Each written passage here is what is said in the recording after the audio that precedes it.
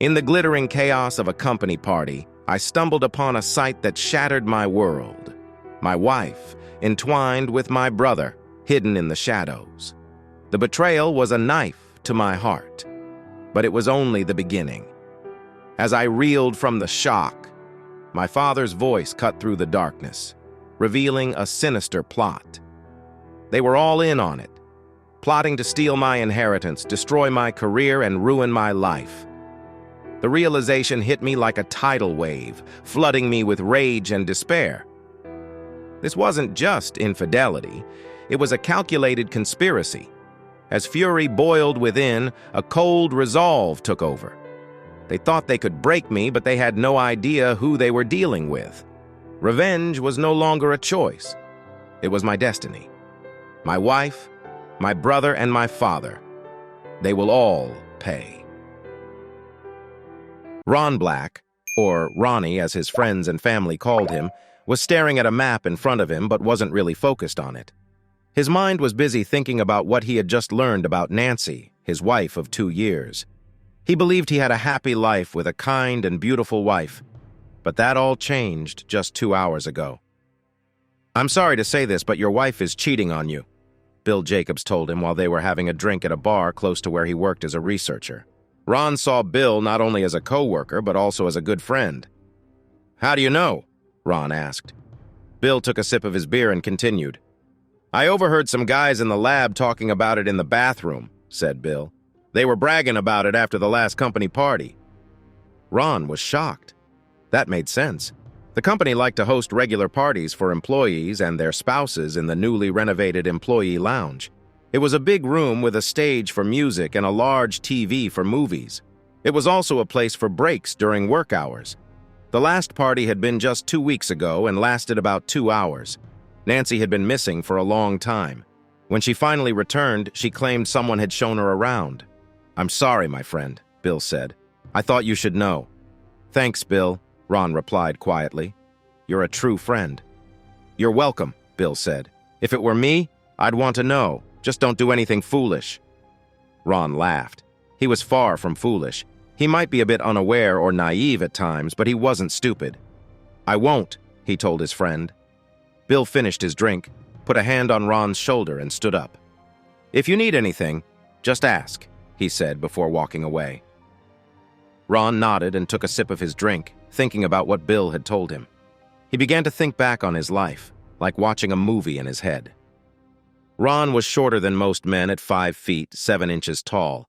He was 2 inches under the average height for men in the United States and weighed around 145 pounds. His body never fully developed, which made him weaker than many men his age. Because of this and his calm nature, many people saw him as weak. He could count on one hand the times he lost his temper, and usually he just walked away. Throughout his life, others often took advantage of his small size and gentle personality. His 2 older brothers, John and George, liked to tease and bully him. His sister Lisa, who was just a year older than him, sometimes joined in but was never as mean as her brothers. Even his parents made fun of him and made him feel lesser. "Why can't you be like the other boys?" June, his mother asked Ron when he didn't want to go out with his brothers. "Because I am not like them," he answered. "Why can't they be like me? They could try reading a book instead of always playing with a ball." The only person in his family who didn't get mad at him was his grandfather, Mark. Ron loved spending time with Mark, who had the biggest collection of books that Ron had ever seen. By the time he turned 12, Ron had read all the books in Mark's growing library. His favorite was a classic story by Robert Louis Stevenson called The Strange Case of Dr. Jekyll and Mr. Hyde, written in 1886. Ron always found it surprising that many people misunderstood the story. He also enjoyed reading about science and read everything he could find on that topic, while other kids his age were struggling with easy books. He was reading War and Peace and science books instead. Mark noticed something special about Ron and decided to pay for an IQ test. When the test results came back, Mark was amazed to see Ron's IQ was 215. This was higher than famous thinkers like Albert Einstein and Stephen Hawking.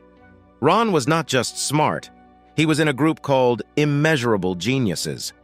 With Ron's test results, Mark paid to have him tested for Mensa, even though Ron was younger than the usual age limit of 14.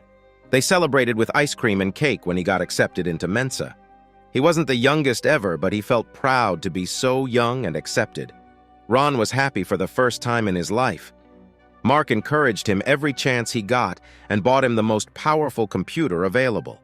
Ron spent most of his free time on the internet, finding information about everything.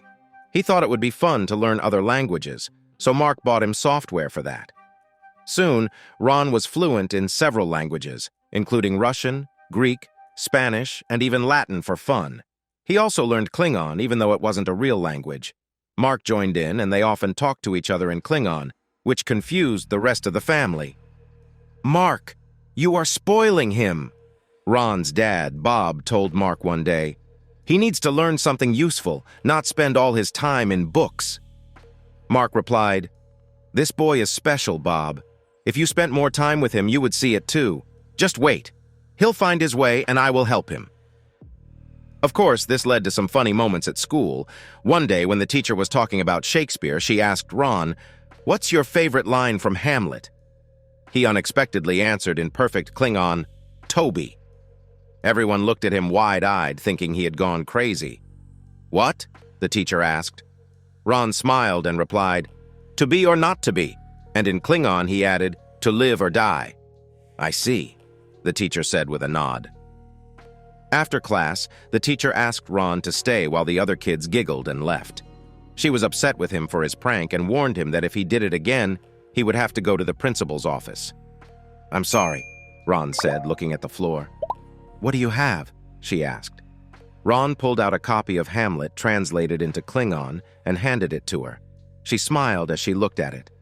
"Please try to stick to the original version, okay?" she said. "I will," Ron replied. Ron had already read the original play and many others from his grandfather's big library. He had a great memory and could remember them all. If she wanted, he could probably tell her the whole story from memory.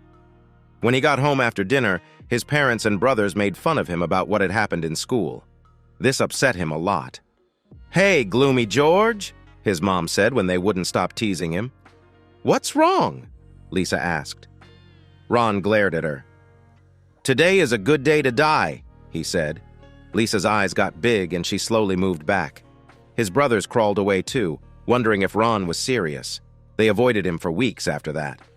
Mark, his older brother, kept supporting Ron by buying him textbooks on different subjects. Ron was curious about chemistry and biology, thanks to stories from Stevenson. So Mark got him as many books on those topics as he could. Seeing how bored Ron was in school, Mark noticed that he passed all his tests many times without studying at all. With help from his connections, Mark arranged for Ron to take the high school diploma exams. It's time for him to face a new challenge, he thought. "Are you sure about this?" asked Dr. Williams, the local school head. "Absolutely," Mark answered. "The boy is very smart and is bored in class. He could probably teach those subjects." "Okay, Mark," said Dr. Williams. "Bring him in, and I'll give him the test myself. If he does well, I'll help you get him into college." Mark wasn't surprised when Ron did well on the test quickly. "That's amazing," Dr. Williams said. "I gave him the hardest test I could, and there are no mistakes. He even wrote a 3-page essay on the chemistry part." "I'm not surprised," Mark replied. "I talked to the Dean of Admissions at MIT," Dr. Williams said. "If it's okay with you, I'd like to see if he can get in. It's a great school for chemistry and biology." "Let's do it," Mark said. It took some work, but once the dean saw Ron's records, which included an IQ test, his activities at Mensa, and the test Dr. Williams had given him, he was impressed. Soon, Ron was headed to MIT. He and Mark were really excited, but Ron's family wasn't happy. "You think you're better than us?" John asked as Ron packed his things. Ron looked up and replied, "No, maybe a bit smarter, but not better." John laughed. "We'll see how far studying gets you." George was even sharper. "Remember, payback will come. You'll get what you deserve someday." Ron didn't answer. He just kept packing. His parents didn't say goodbye or even hug him. Lisa didn't say much, but she gave him a hug. With tears in his eyes, Ron walked out of the house with his bags. Mark came to pick him up. Mark planned to drive Ron to school for a few days. "Why does my family hate me?" Ron asked as they drove. Mark shook his head. "They don't hate you. They just don't understand you." What do you mean? Ron asked. You're really smart, Ron, Mark explained. That scares them. It makes them feel small. Think of all the books you've read. You can see what I mean, right? I guess so, Ron said. Still, I wish my family showed they cared. Well, I care about you, Mark said. I'm really proud of you. I know you'll do great things one day. Thanks, Grandpa, Ron replied. I love you too. At just 14, Ron became a student at MIT, even though he couldn't drive yet. He worked hard and read everything he could, remembering it all by heart. Most of the other students stayed away from him, but a few became good friends. Mark, who had a lot of money, set up a fund for Ron to pay for his school and other costs. He made sure Ron got a monthly allowance, too. Ron learned about investing and started to use that knowledge. Soon, he was making good money. When he had enough, Ron bought a new car. Mark was happy Ron took the initiative and gave him advice from his own time at MIT. Ron did more than just study. Inspired by writer Stevenson, he started his own research project. Ron thought science could solve many problems. He wondered if there was a way to help people like him who had physical challenges without turning them into something dangerous. At this point, it was just an idea, but it was something he believed in. His online research led him to Dr. Franklin Steiner, who had done important work in this area. Steiner suggested that everyone has different ways to cope in tough situations. Sometimes a person might become a different version of themselves, an alter ego, if you will. This alter ego can take many different forms. Sometimes a quiet and shy person can change suddenly. They can become loud, proud, and hard to deal with.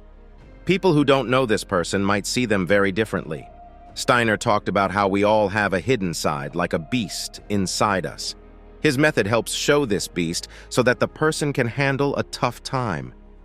When the thing causing stress is gone, the beast goes away, and the person can return to their normal life. Ron worried that this might let a dark side come out, a part of a person that wanted to cause trouble. He wanted a solution that was lasting, but without the harm and risks involved. Of course, this work wasn't approved by the Food and Drug Administration, but Steiner said he had done many successful tests with people. Ron became curious about Steiner's research and promised himself that he would visit him after finishing high school. When Ron turned 18, he got his first doctorate. A year later, to everyone's surprise, he earned his second. Ron also got a black belt in karate, which helped him with focus and fitness. Mark, his grandfather, was very proud and came to all of Ron's ceremonies. However, no one else in the family came to support him. Ron wrote many letters to his family while he was away, but he did not hear back. They didn't send gifts for Christmas or his birthday, but Mark always did. Meanwhile, Ron was busy applying for jobs and had several video interviews. He got a few job offers but decided to join a large and well-known pharmaceutical company that was not far from home. This company had a big research center and offered the best pay. It was during this time that Ron met Nancy. Nancy had just finished high school and worked as a waitress at a diner Ron liked to visit when he wanted a break from school. She was always kind to him, and he felt drawn to her. After some time, he finally asked her out, and to his surprise, she said yes. Nancy was impressed that Ron had earned a second doctorate from MIT at such a young age. She thought he was going places and hoped he could help her leave the tough life she was living. Over time, she fell in love with him, but she also loved the idea of being with someone so successful. Ron didn't know how Nancy felt at first, but he also fell in love with her. He was amazed when she said yes to his marriage proposal, which he made even more special by giving her a big diamond ring. Mark was really happy to hear that Ron had gotten his dream job and was also getting married. "Ron, you should think about some important things," he said. "I'm sure Nancy is a great girl, but it's a good idea to get a prenup to protect yourself." "That's a good point, Grandpa," Ron replied.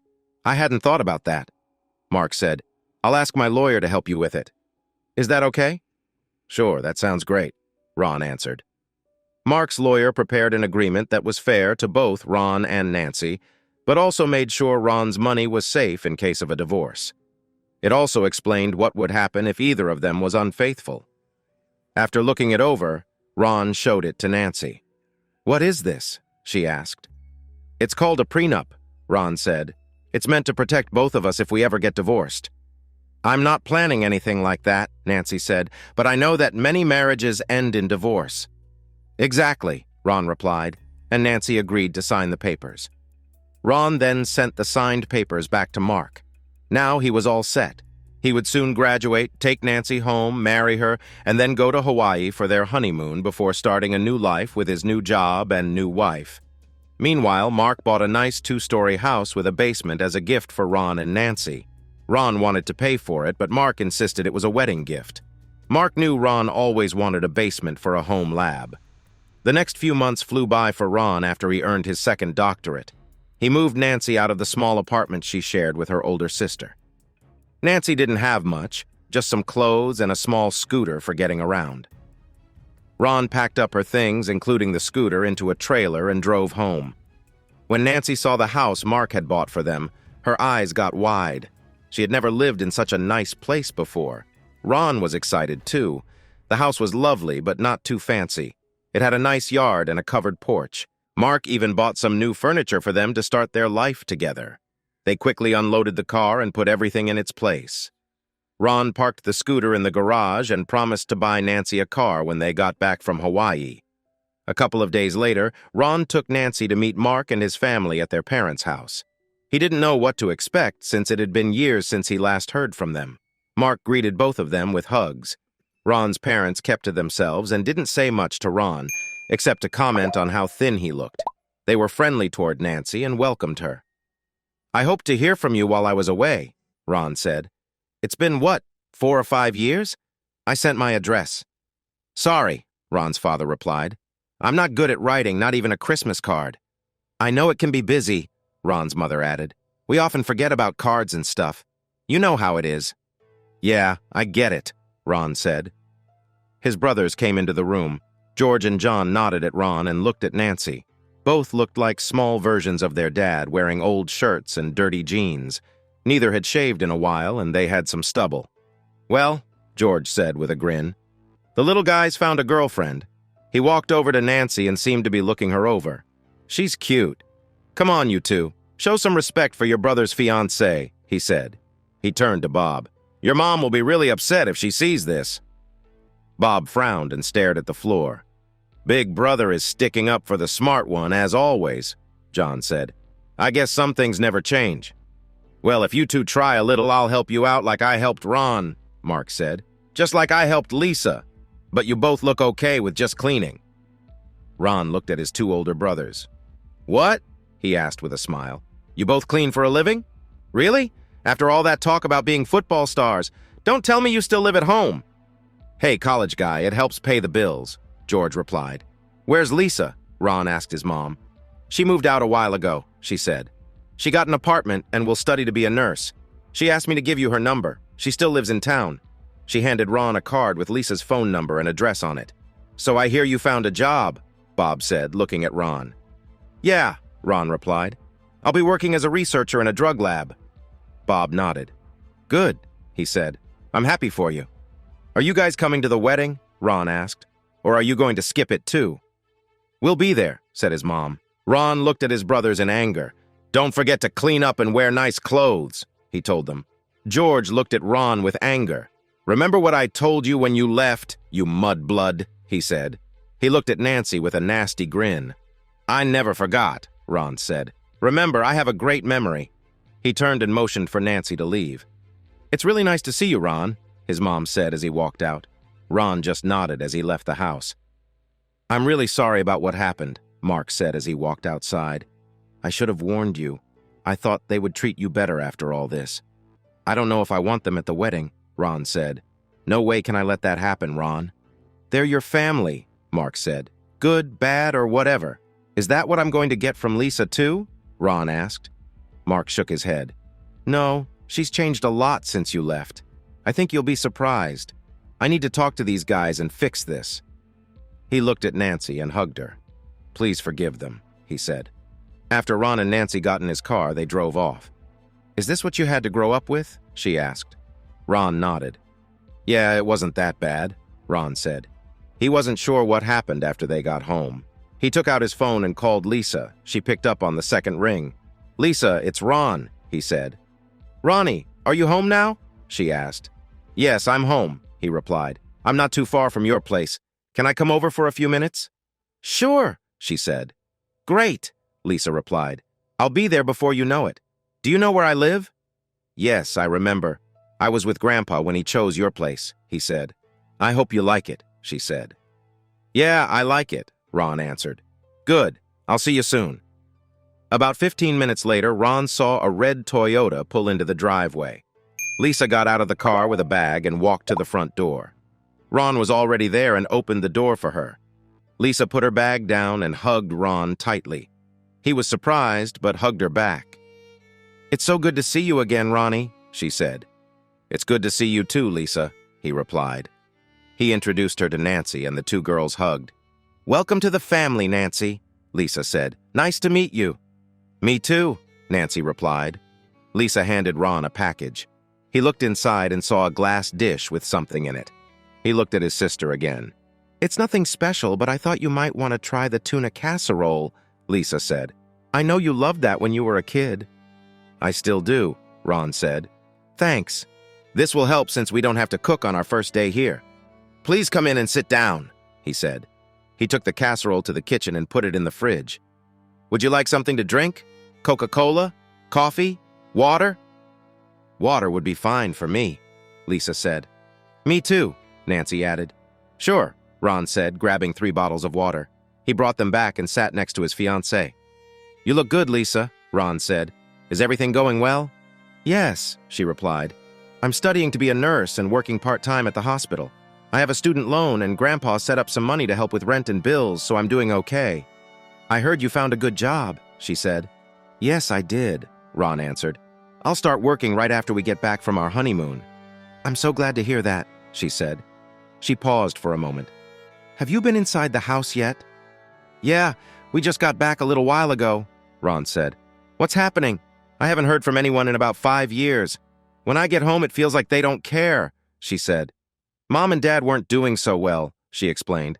"About a year after you left, the factory closed and Dad lost his job. The only work he could find was as a janitor. Then the boys got hurt playing football and lost their scholarships. They started working with Dad at night after they graduated.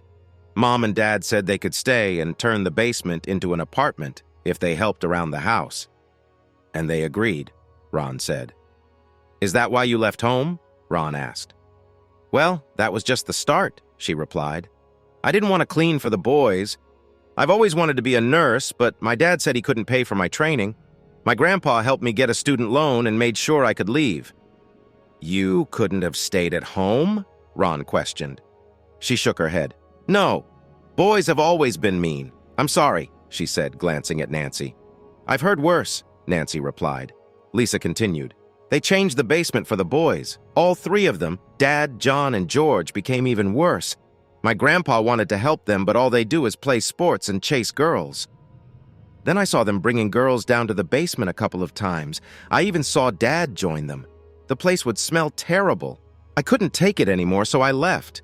And Mom just let it happen," Ron asked. "She wasn't happy about it, but after Dad yelled at her, she stopped talking about it," Lisa explained. "I think she's scared to lose money if she divorces Dad." She paused for a moment, and Ron could tell she was thinking about something else but didn't want to talk about it. So he decided not to bring it up now. Then she looked at Nancy. "I'll be free tomorrow afternoon. Want to go shopping? We can get what you need for the wedding." "That sounds fun," Nancy replied, "but I don't have much money." "Don't worry," Ron said. "I'll lend you my credit card. Just don't spend it all, okay?" Nancy and Lisa laughed. "I'll try," Nancy said with a smile.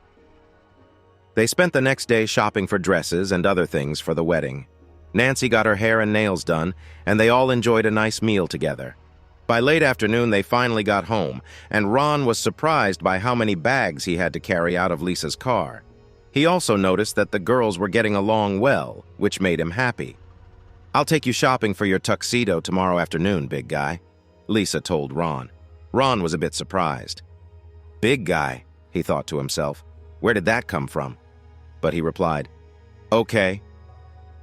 The next day, she came around 1 o'clock and they headed into town to get Ron a tuxedo. During the trip, Lisa saw that Ron was looking around as if he was nervous. "What's wrong, Ron?" she asked. I'm just waiting for something weird to happen, he answered. She laughed. You think I would do that to you? She said. You would have done it before I went to college, he replied. She turned away, feeling embarrassed. Was I really that bad to you? She asked. You all were, he admitted. You weren't as bad as George and John, but you always seemed to agree with them.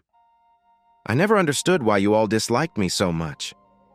I'm sorry, Ron, she said. I never hated you. It's sad if you felt that way. Then why did it feel like that? Ron inquired. Why were you all so mean to me? She asked. I can't speak for the boys, she continued. I was a bit jealous of you, and I always hung around George and John. Now that you mention it, I think I've not been very nice to you either. But that's all in the past. I'd like to get to know the real you if you don't mind. Let's move on, okay? So who are you, and what have you done to my sister? And why were you jealous of me? Ron asked, laughing. She laughed too. You've always been so smart, she said.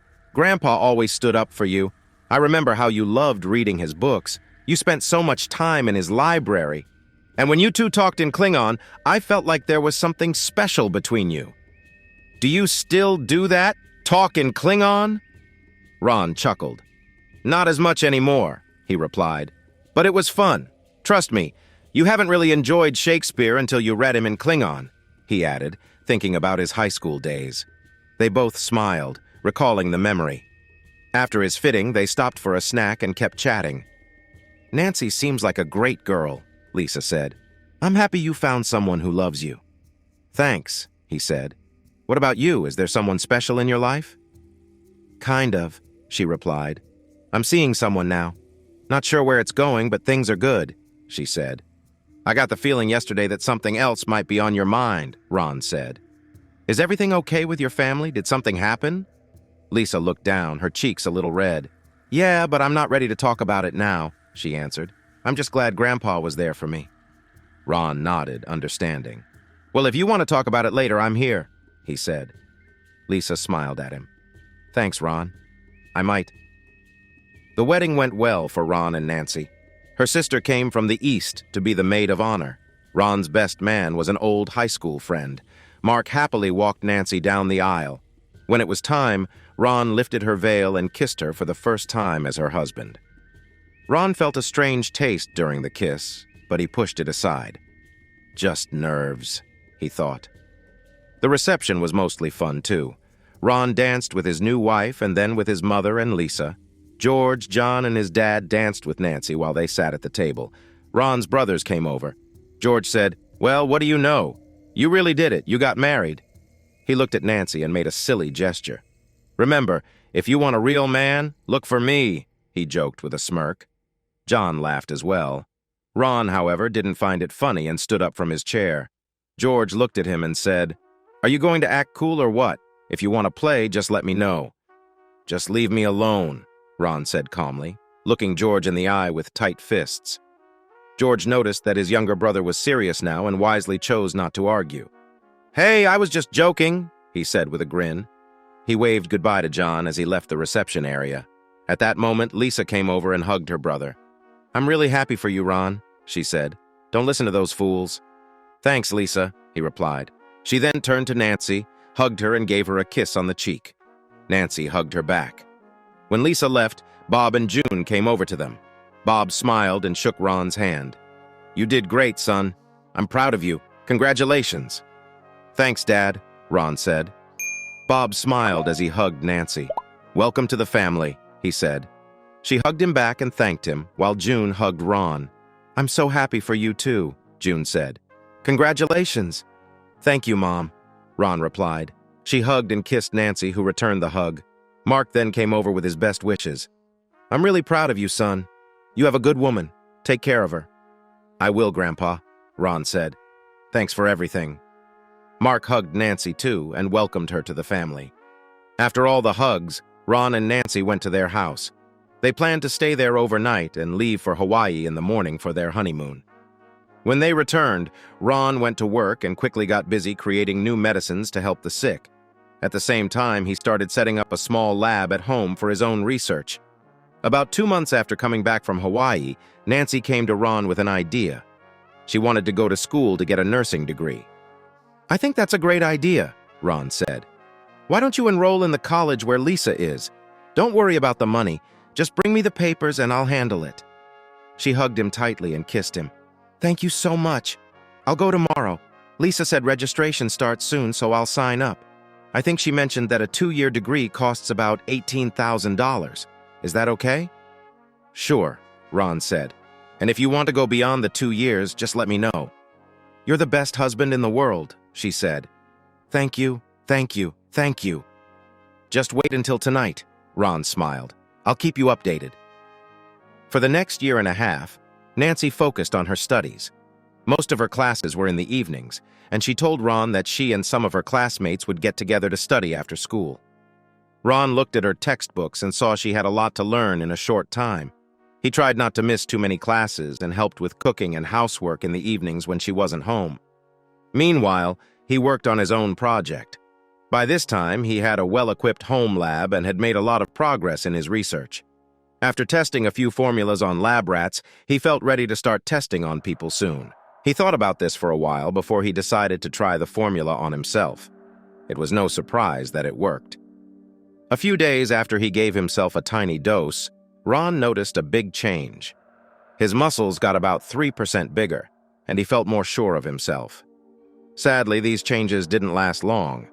Ron realized he would need to take more of the formula or keep using it every day, maybe even several times a day. He was curious about what might happen in the end. At the same time, Ron saw that he and Nancy were spending less time together. He knew her studies were tough, but she seemed to be out more at night and often came home around midnight or later. Nancy had also been more grumpy with him in recent months. Whenever Ron said they were spending less time having fun, she would get angry and tell him that her studies took up all her time. She always looked tired and often talked about having headaches. One evening, when Nancy wasn't home, he chose to talk to Lisa about it. By this time, Lisa had finished school and was working full-time at the hospital. "Lisa," he said, "can you help me understand? Nancy leaves almost every night and stays out late. I know her program is hard, but does it really take all that time?" "Oh, yes," she replied. "It's a tough program. There is so much to learn in a short time. I spent a lot of late nights studying with friends. Why do you ask? Do you think she's up to something else?" "I don't know," Ron said. "I don't want to accuse her of anything." "That's smart, little brother," she said kindly. "And I'm happy you feel you can talk to me." "Not everyone understands like you do," Ron admitted. "Is everything okay with you?" she asked, noticing his worried expression. "Nancy has been so irritable lately." "Yeah, things are really hard right now," he said. "I understand," Lisa replied. "Just be patient. She's dealing with a lot and really needs your support. Things will get better. You'll see." "I hope you are right," he said. "Thanks for listening to me." "Anytime, little brother," she smiled. A couple of weeks later, Ron and Nancy were at a work meeting. Ron was chatting with some co-workers, but when he looked for Nancy, he couldn't find her. "Where is she?" he thought. "She was just here a little while ago." He looked around for her, but didn't see her anywhere. A few hours later, he finally spotted her walking toward him. He rushed over to her, feeling relieved. "Where have you been?" he asked. "I've been looking all over for you." "A couple of your co-workers showed me around the place," she said. "It's really nice. Now I understand why you like being here so much." Life returned to normal, but 2 weeks later, a friend shared some bad news with him. Ron put his head down on his arms and cried. He felt that his marriage was over. How many other guys had she been with since they started dating, he thought. He took out his phone and called the only person he knew who could help. "Hey, son, what's going on?" Mark said when he picked up the phone. "Grandpa, I think Nancy is cheating on me," Ron said. "Come over and let's talk," Mark replied. After their call, Ron went to his grandfather's house. Mark listened closely as Ron explained what he had found out. "What should I do, Grandpa?" Ron asked. "I don't know where to start." "Well," Mark said, "it's time to think this through. First, we need some proof for court. Once we have that, you can see a lawyer and file for divorce. Do you still have the prenup?" "Yes, I do," Ron replied. Mark nodded. "Maybe the court will suggest counseling for you," he said. "Do you think you and Nancy can fix this?" Mark asked. Ron shook his head. "I don't think so, Grandpa. She has been really rude to me lately, and she goes out almost every night until late." "Well, we might need to hire a private investigator to watch her," Mark said. "I know a few good ones nearby, so I'll handle that. Do Do you have the spare house key I gave you? Ron took out a key and gave it to Mark. We'll need to set up cameras and microphones at the house in case she does something there. What time does she usually leave for class? Mark asked. This semester, her first class starts at 11:30 a.m., Ron said. She has full classes and studies until about 9:30 p.m., and then is supposed to study late.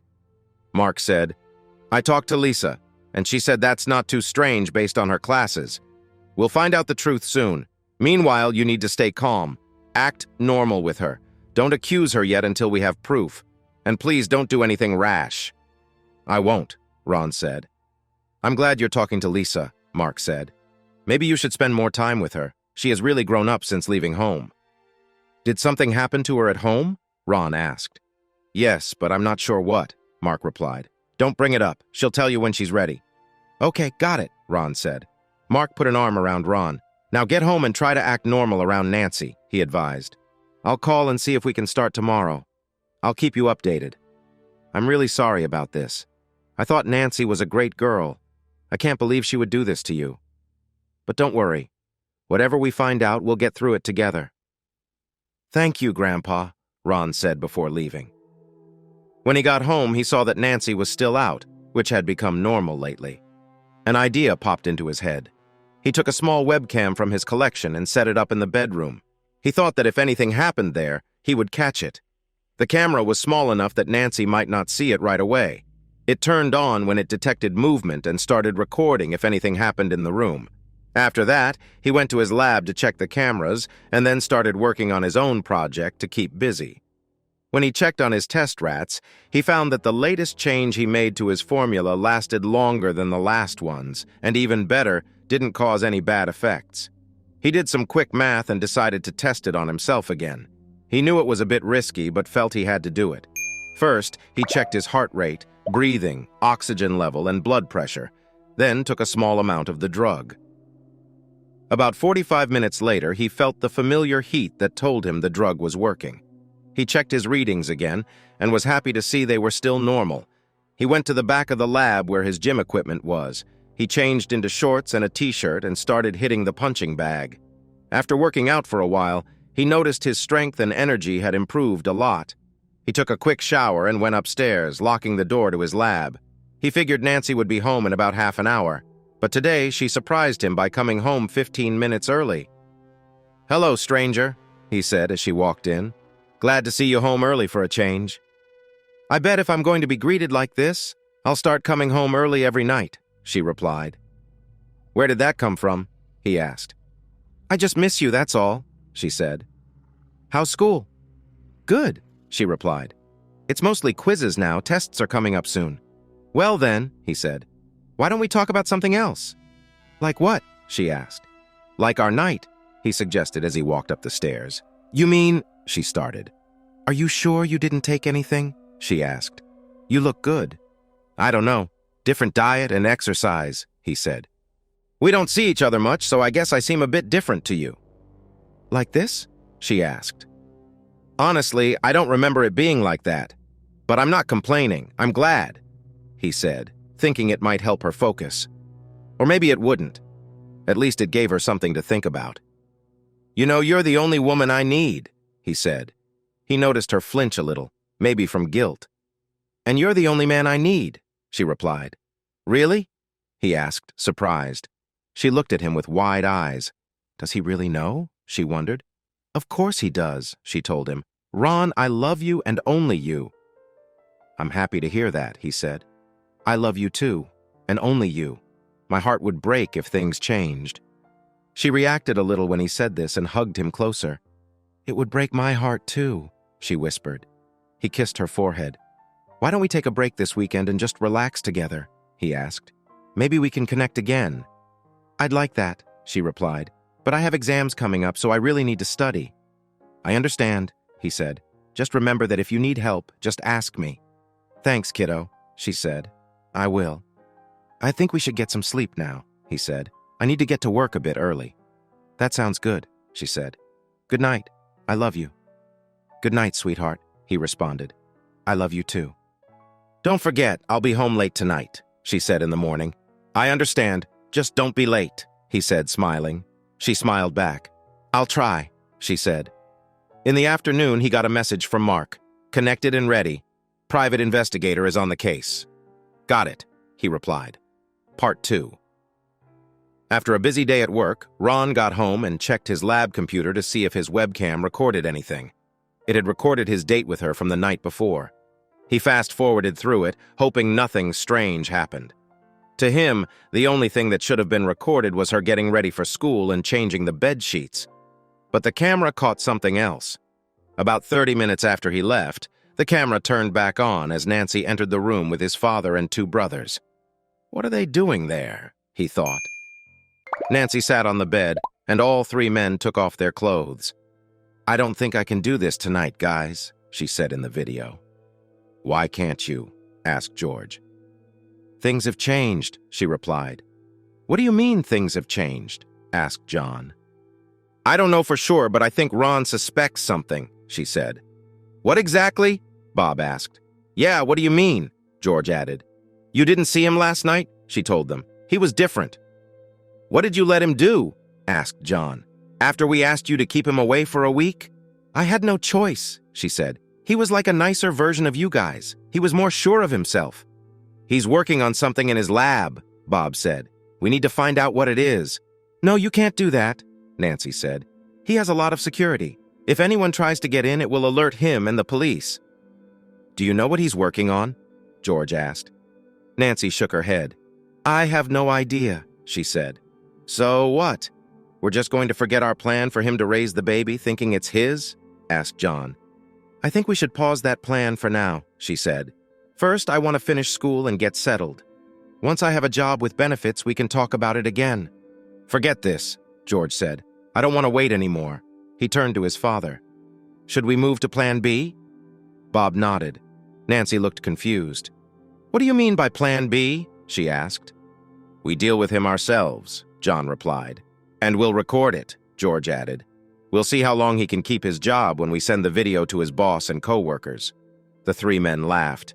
"You can't be serious," Nancy said. "Oh, we are very serious," John replied. "And you're going to help us."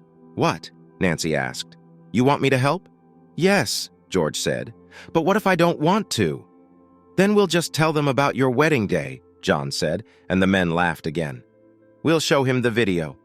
Do you think he'll ever want to be close to you again?" Nancy looked down, feeling embarrassed. "What about your grandfather?" she asked. "He won't let you get away with this." "Yeah, he has a mortgage on the house," George said. "He'll have us out on the street or in jail fast." "Let me handle Big Daddy," Bob said. George and John agreed. "So are you in? Or do we need to take you to the other side of town?" John asked. "Just don't hurt him, please," Nancy pleaded. "When do you want to do this?" "Soon," George answered. "I'll let you know. In the meantime, you need to act like a good wife while we get ready. We don't want the little guy getting suspicious, okay?" Nancy nodded, a tear rolling down her cheek. "I understand," she said quietly. "Good," George replied. When Nancy was finally alone, she buried her head in her hands and cried while Ron watched. The video ended when she got up and went to the bathroom. Ron copied it to a flash drive, realizing he had just seen something bad happening. He pulled out his phone to call the police and warn Mark, but before he could make the call, his phone rang. It was Lisa. "Ron, thank goodness I found you," she said. "You need to get to the hospital right now." "What's wrong?" he asked. "It's Grandpa. He's been shot," she said. "He's had surgery, but it doesn't look good. Please hurry. I'll meet you at the emergency room." After they talked, Ron rushed up the stairs, closing the lab doors behind him. He got to the hospital as fast as he could and met Lisa in the emergency room. She took his hand and guided him to the ICU where Mark lay. His eyes were shut, and his breathing was heavy. There were tubes and wires connected to him, and Ron could tell that something was wrong. "What happened?" he asked Lisa. "The police said he was caught in a shootout between 2 gangs," she explained. "He got hit several times. It doesn't look good." Ron nodded and watched the machines beeping. He pulled a chair close and sat down next to Mark and Lisa. She rested her head on his shoulder and cried. Ron put his arm around her to help her feel better. Suddenly, Mark moved in his bed. Ron and Lisa looked at the monitors and saw that something was wrong. A loud voice came over the speaker saying, "Code Blue," and many doctors and nurses rushed into the room. Ron and Lisa stepped back to let them do their jobs, but nothing seemed to work. They watched as Mark's heart rate dropped lower and lower. The doctor checked him one last time and wrote down the time of Mark's passing in a notebook. They took him off the machines and covered him with a sheet before leaving the room. Ron kneeled by Mark's side, tears pouring down his face. Lisa cried too, placing her hand on Ron's shoulder as he grieved for his grandfather. Anger built up inside him. Ron felt his whole body shaking with strong emotions, and he wanted to lash out. The anger kept growing until he couldn't hold it in anymore. He suddenly threw his head back and screamed loudly. Lisa jumped back in surprise. Some nurses ran in to see what was happening, but by that time, Ron had calmed down. "I need to get out of here," Ron said. "I'll call tomorrow." "Please call," Lisa replied, scared. She had never seen Ron like this before and was very worried for him. Ron walked out of the small room and headed for the exit. Outside, he saw his father and brothers waiting for him. "What's wrong?" Bob asked. Ron grabbed him by the collar and pushed him against a truck, anger in his eyes. "Like you don't know," he said. Bob shook his head. He had never seen Ron so strong before. "No, I don't know," Bob responded. "I truly don't know. If I find out you had anything to do with Grandpa's shooting," Ron growled, "I don't know what I'll do." "Please, Ron, trust me, I had nothing to do with it," Bob pleaded. Ron pushed him down to the ground and saw George moving to hit him. Ron stopped George with a punch to the face. Ron looked at John with fierce eyes. "Do you want some too?" Ron growled. John shook his head, his eyes wide in fear. He held his hands out in front of him. "Who is this crazy guy?" he thought, looking at his little brother. "No, Ron, please don't hurt me," he said. "Then stay away from me," Ron replied. He turned to Bob. "Are you going to handle your father's funeral, or do I need to do it for you?" "I'll take care of it," Bob said, standing up. "I'm really sorry, Ron. I know how much Grandpa meant to you. I'll manage everything." "You better," Ron said before he walked away. He called his boss and asked for time off work. "I'm sorry, Ron," his boss replied. "You can take the next 5 days off. We have things covered here." "Thanks, boss," Ron said and hung up. He got in his car and drove back home. As he thought about his plan for revenge, he promised himself that everyone who hurt him would pay. Part of his mind worked on the road while the other part thought about his ideas. Driving had become easy for him, something he did without thinking much. A sly smile appeared on his face when a new idea came to him. "Yes," he thought, "they will all pay for what they did back home." He turned off all the cameras and went to his lab, ideas buzzing in his mind. He quickly got to work, knowing time was short. He looked at notes from his past experiments and his computer files, making changes where needed. The first mix had to work because he couldn't take the time to test it again. He worked hard until he finally got the right mix. Looking around, he spotted one last item that would help him and set it aside.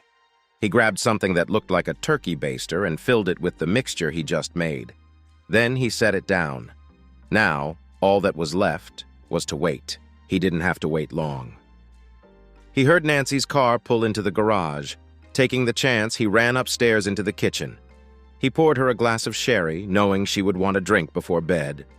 As Nancy came in from the garage, he turned to her with the glass in his hands.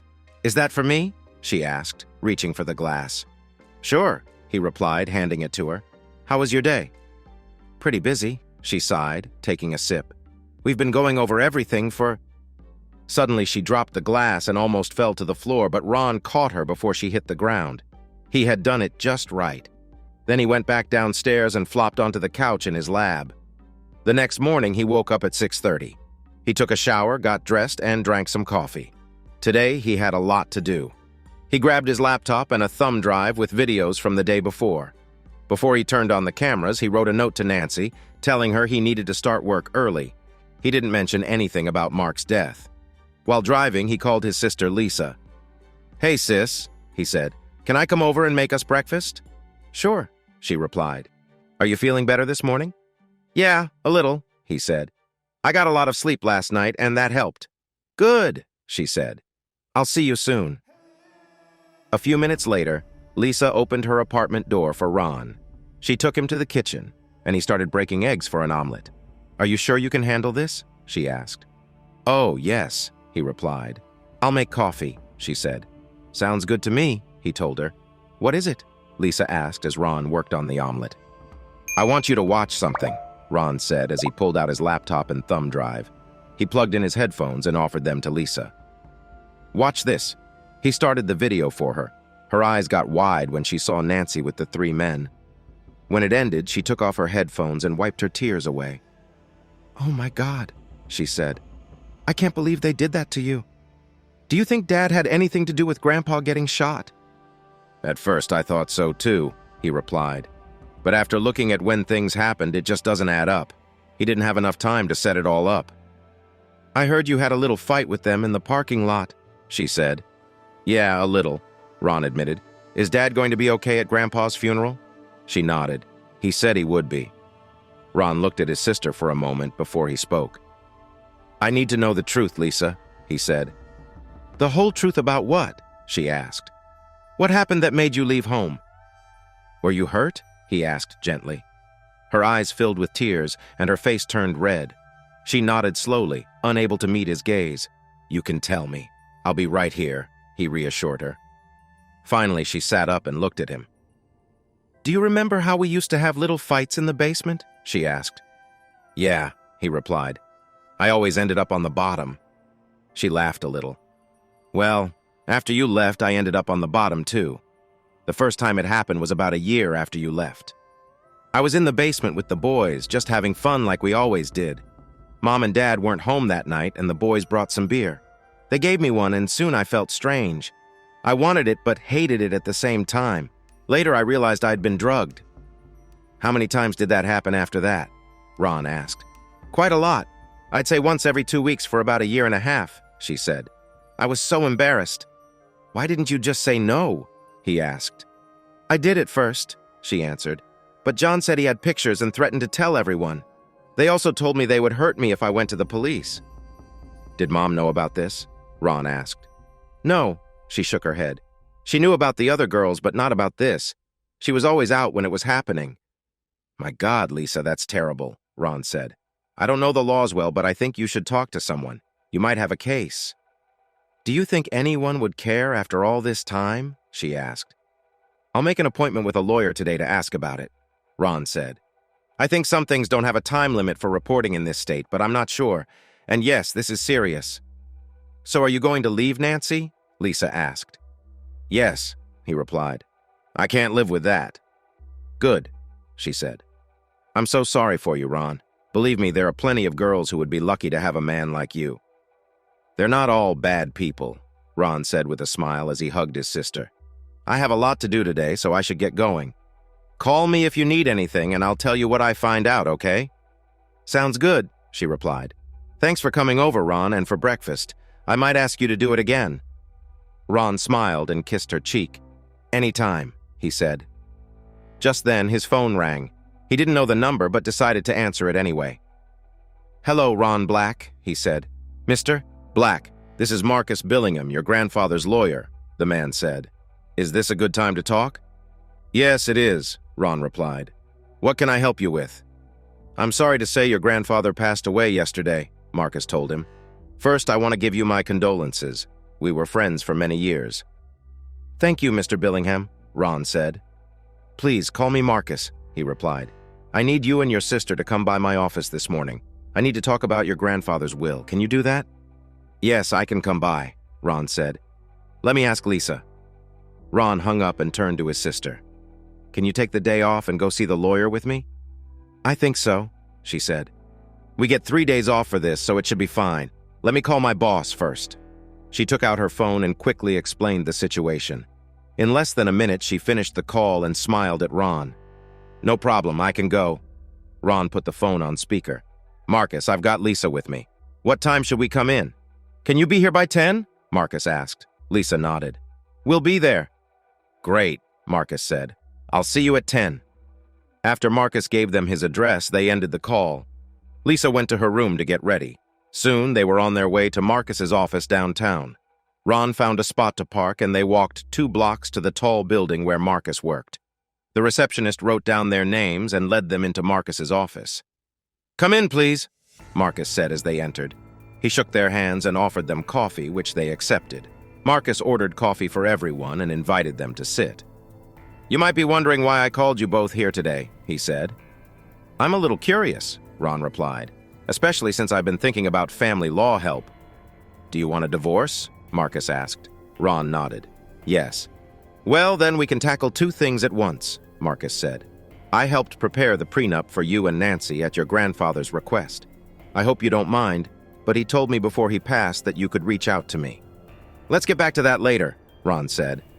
"I want to talk to you both about some big changes to your grandfather's will. I already spoke to Ron about it." "What changes?"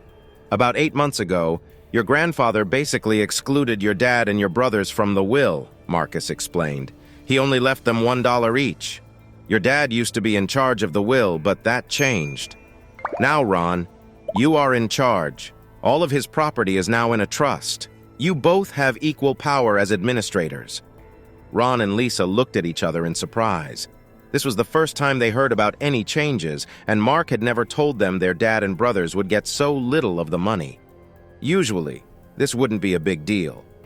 "But your grandfather has a lot of money," Marcus said. "Maybe not as much as Bill Gates, but still a lot. Even with my fees and his recent costs, you will both be taken care of for life. I can help with the probate court if you want, but you will still have to make the final choices. Don't worry about my fees. Your grandfather already arranged that, and they will come out of the inheritance." "Do you think our dad might fight this?" Ron asked. Marcus nodded. "I would be surprised if he didn't," he said. "Well, Grandpa trusted you for a long time," Ron said. "So I'm okay with you handling the probate stuff." "Is that all right with you, Lisa?" Ron asked. She nodded. "Yes, of course," she said. "Good. Just so you know, there are 4 properties in the trust," Marcus said. "Your grandfather's house, the house you and Nancy and Ron live in, the house your parents live in now, and the lakefront property." "Wait a minute," Ron said. "The house Mom and Dad live in is part of the trust? I thought Grandpa had a loan on it." "No," Marcus said. "He bought the mortgage a few years ago when your dad lost his job. There is no debt on it. He let your parents and brothers live there for very little rent. If you want, you can keep that agreement with them. It's up to you." "What's this lakefront property?" Ron asked. "I didn't know anything about it." "Well, your grandfather thought about using it as a summer vacation home," Marcus said. "He started building it a few months ago, but it's not finished yet. Maybe you two can work together to make it a family home." They talked about the will for about another half hour before the conversation turned to Ron and Lisa. "Marcus," Ron began, "we'd like your opinion on something." He looked at his sister. "Would you like to tell him?" Lisa nodded and shared what she had told her brother earlier. She felt embarrassed, and Ron felt his anger growing. Marcus listened quietly and took notes as she spoke. When she finished talking, he sat back and thought for a moment before he replied. "Well, Lisa," he started, "there's no time limit on what you've just told me in this state. The only problem as I see it is getting proof. You say they have a video?" She nodded. "Yes, that's what they said," she replied. He nodded back. "Good. Here's what I'm going to do. I will call the district attorney and see what he says. He or someone from his office might want to talk to you before we do anything. Is that okay?" "Yes," she said. "I want them to face the consequences for what they've done." "Are you saying your mother didn't know about this?" he asked. "Not that I know of," Lisa answered. "Good," he said. "I can't promise anything, but I'll talk to the district attorney and we will move forward, okay?" "Thank you," she said. Marcus turned to Ron, who took out a flash drive from his pocket. "What about you?" Marcus asked. Ron handed him the flash drive. "I want a divorce," Ron said. "There's a video on this flash drive of her with my dad and my 2 brothers. It's pretty upsetting. Grandpa also hired a private investigator, and we're going to meet him next time." Marcus plugged in the flash drive and started the video. His face turned a little red as he watched. When it was over, he took out the flash drive. "Mind if I spend some time with him?" Marcus asked Ron. "Not at all," Ron replied. "Good. I'll also tell the district attorney about it if that's okay with you," Marcus said. "I will start the paperwork for the prenuptial agreement right away and send it to court. When do you plan to talk to her about it?" "Tonight when she gets home from school," Ron said. "Good," Marcus said. "I can tell you this. It's going to be fine. Adultery can be a reason for divorce here and can be treated as a serious crime, but I don't know of any recent cases like that. As far as I remember, your agreement says that if there is cheating, the person at fault leaves the marriage without support. Your house is actually owned by your grandfather's trust, so she doesn't have a claim to it. Does she work? No, she is a full-time student, Ron replied. I was thinking of renting an apartment for her so she has a place to stay until she finishes college. I have already paid her tuition for the rest of her program. According to the agreement, she will get $2,500 for each year of our marriage, plus the money she had when we got married, which is only $450. I will give her a check for that amount tonight. She has her own car, so she can keep it. I see, Marcus said. You're being very kind, considering everything. I hate what she did, but I don't want to see her homeless, Ron said. That's good to hear, Marcus replied. Okay, I will prepare the paperwork. I will also arrange a restraining order against her and her 3 friends. Make sure I have her new address so I can deliver it. If you find more proof, please make sure I get it too. If she doesn't fight the divorce, it should be finished in 6 months. Thank you, Ron said. How much do I need for the down payment? Don't worry about that now, Marcus said. I'll send you a bill later. Plus, your grandfather has already given me a good amount of money, so I can ignore that for now. Marcus then gave them each a business card and stood up, showing that the meeting was over. Ron and Lisa also stood up, and they all shook hands. I'm really sorry about this, Marcus said. Your grandfather thought very highly of you. He always hoped the family would come back together. If you need anything, just call me. I will talk to the district attorney and let you know what I find out. Your contact details are already in my files. Thank you, Marcus, Ron said. Next, they went to see Alfred Johnson, the private investigator Marcus hired to put cameras in the house and watch Nancy. After chatting with a receptionist who was chewing gum, they were led into Alfred's office. A middle-aged man with a cigar, looking a bit like the TV detective Columbo, stood up to greet them. Please call me Al, he said after the introductions. Yes, I've talked to your grandfather, and we are keeping an eye on your wife. She's quite busy, to say the least. I haven't finished my report yet, but I have many pictures and videos. What did you find out? Ron asked. Just as you thought, Al replied. Your wife has been with several men in the last 24 hours. I'd say at least 15 men, not counting your father and 2 brothers. 15? Ron said, shocked. Things were starting to get serious. Yes, Al said. He pulled out a folder from his desk and handed it to Ron. The folder was filled with pictures and DVDs. This is just from when we started. I can tell you that your father and brother were also at your house this morning. They arrived around 8:30 and left around 10 o'clock. We have a video of that too. It's on the DVD. I must warn you that it is very upsetting and hard to watch. Ron quickly calculated. If they left at 10 o'clock, the events should start around 3 p.m. Thank you, Ron said. I think we have enough proof for the divorce. I've already started the process, so if you'd like... After tonight, I think we can wrap up the case. Okay, Al replied. I'll have my team watch her until this evening, and then we'll finish the spying. I can give you a full report in about 3 days if that works for you. Works for me, Ron said. How much do I owe you? I'll figure that out when we finish and send you a bill, Al said. Your grandfather already paid for a whole week of watching, so you might even get a refund. My grandfather was shot yesterday, Ron said, so any refund can go to me. I'm sorry to hear that, Al said. That's unfortunate. I always thought good things about Mark. He helped me get started, you know. Once we're done, I'll sort it out and get back to you. All right? All right. Ron handed a card with his contact info to Al.